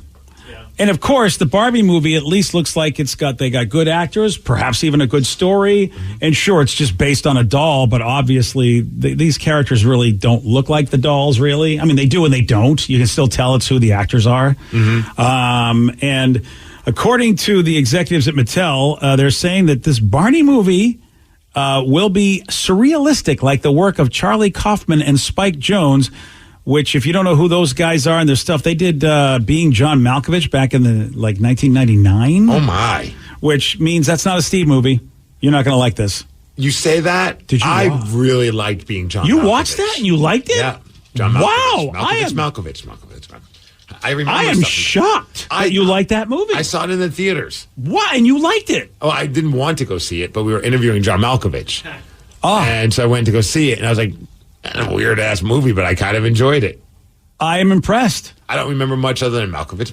Yeah, it's a fun movie, but it's weird, no doubt about it. And so it's going to have that vibe where this Mattel exec says, we are leaning into the millennial angst of the property, and that is Barney, rather than fine-tuning this for kids. He says it's really going to be a play for adults. Not that it's R-rated, but it'll focus on some of the trials and tribulations of being 30-something. So somehow... Which is pretty much, Sarah, Danny, Joey, Vicky, all were basically the kids that were raised on Barney, whether they liked it or not, but Barney was around during their time. But wouldn't we rather see, Barney discovered, acid or something like that? Oh, Cocaine Barney. Cocaine Barney. That's HR Puffin stuff pretty much. That's a good point. Cocaine Barney. Cocaine Barney's better because, marijuana and acid Barney would be HR Puffin stuff. Kind of like Shakes the Clown. Oh. But for Barney. Shakes the Dinosaur. Yes. He said, growing up with Barney, just the level of disenchantment within the generation, it would be so daring of us and really underscore what we're here, that we're here to make art. Well, that is interesting because Barney was all about I love you, you love me, we're a happy family. And right now, basically, their generation, the millennials, are taking a beating, at least from the world of finance, college loan issues. Everything is so expensive, massive economic collapses, a couple in their own time. And it would be interesting to see if Barney goes back and goes, I lied to you, nobody loves you, your life sucks. I actually think I'd like to see that movie. Yeah, what if Barney lost the meaning, he lost how to love, and then rediscovered it thanks to MDMA? And he becomes a raver. Oh, Barney on Molly. Yeah. Okay.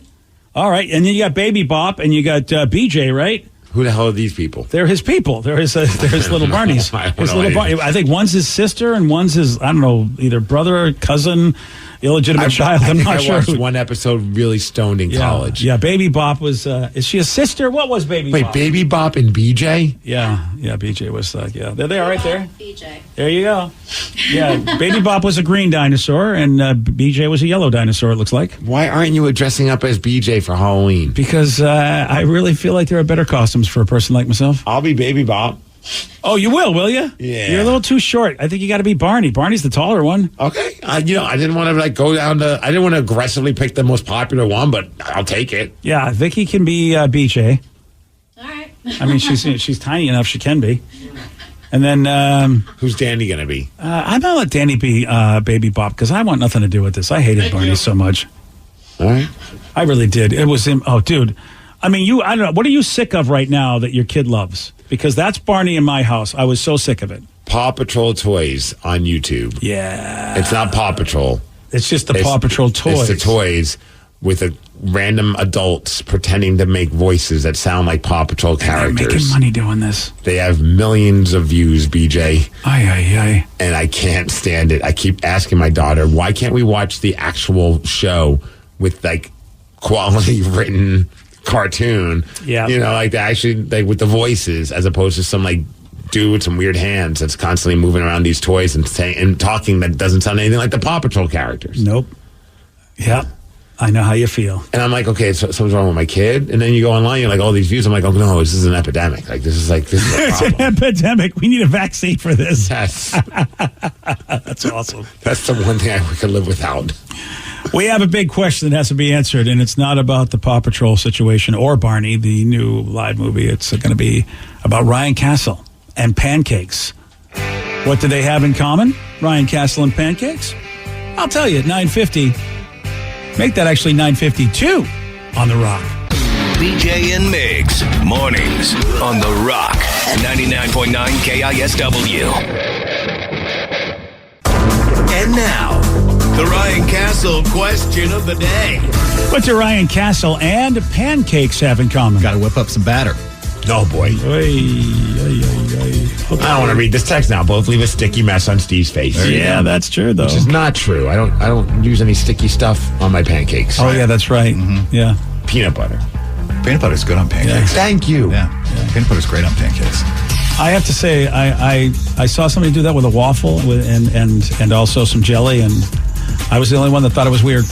I put peanut butter on my waffles, too. Yeah. Since when is peanut butter and jelly together weird? Yeah. You That's just not like it's not like tuna fish and ketchup, you know? Right. Yeah, I it's guess. not like a pregnant craving. I'm from Belgium, so that's how I only have my waffles, okay, sir? Yeah. Put some peanut butter and then put the strawberries and berries and stuff on it. All right, and the whipped cream, don't forget. And then use it as a suppository. Hey, kids, would you like a pancake taco? That's, by the way, not a thing on the internet. Are you sure? IHOP is just adding pancake tacos. So go out and celebrate this new thing at IHOP.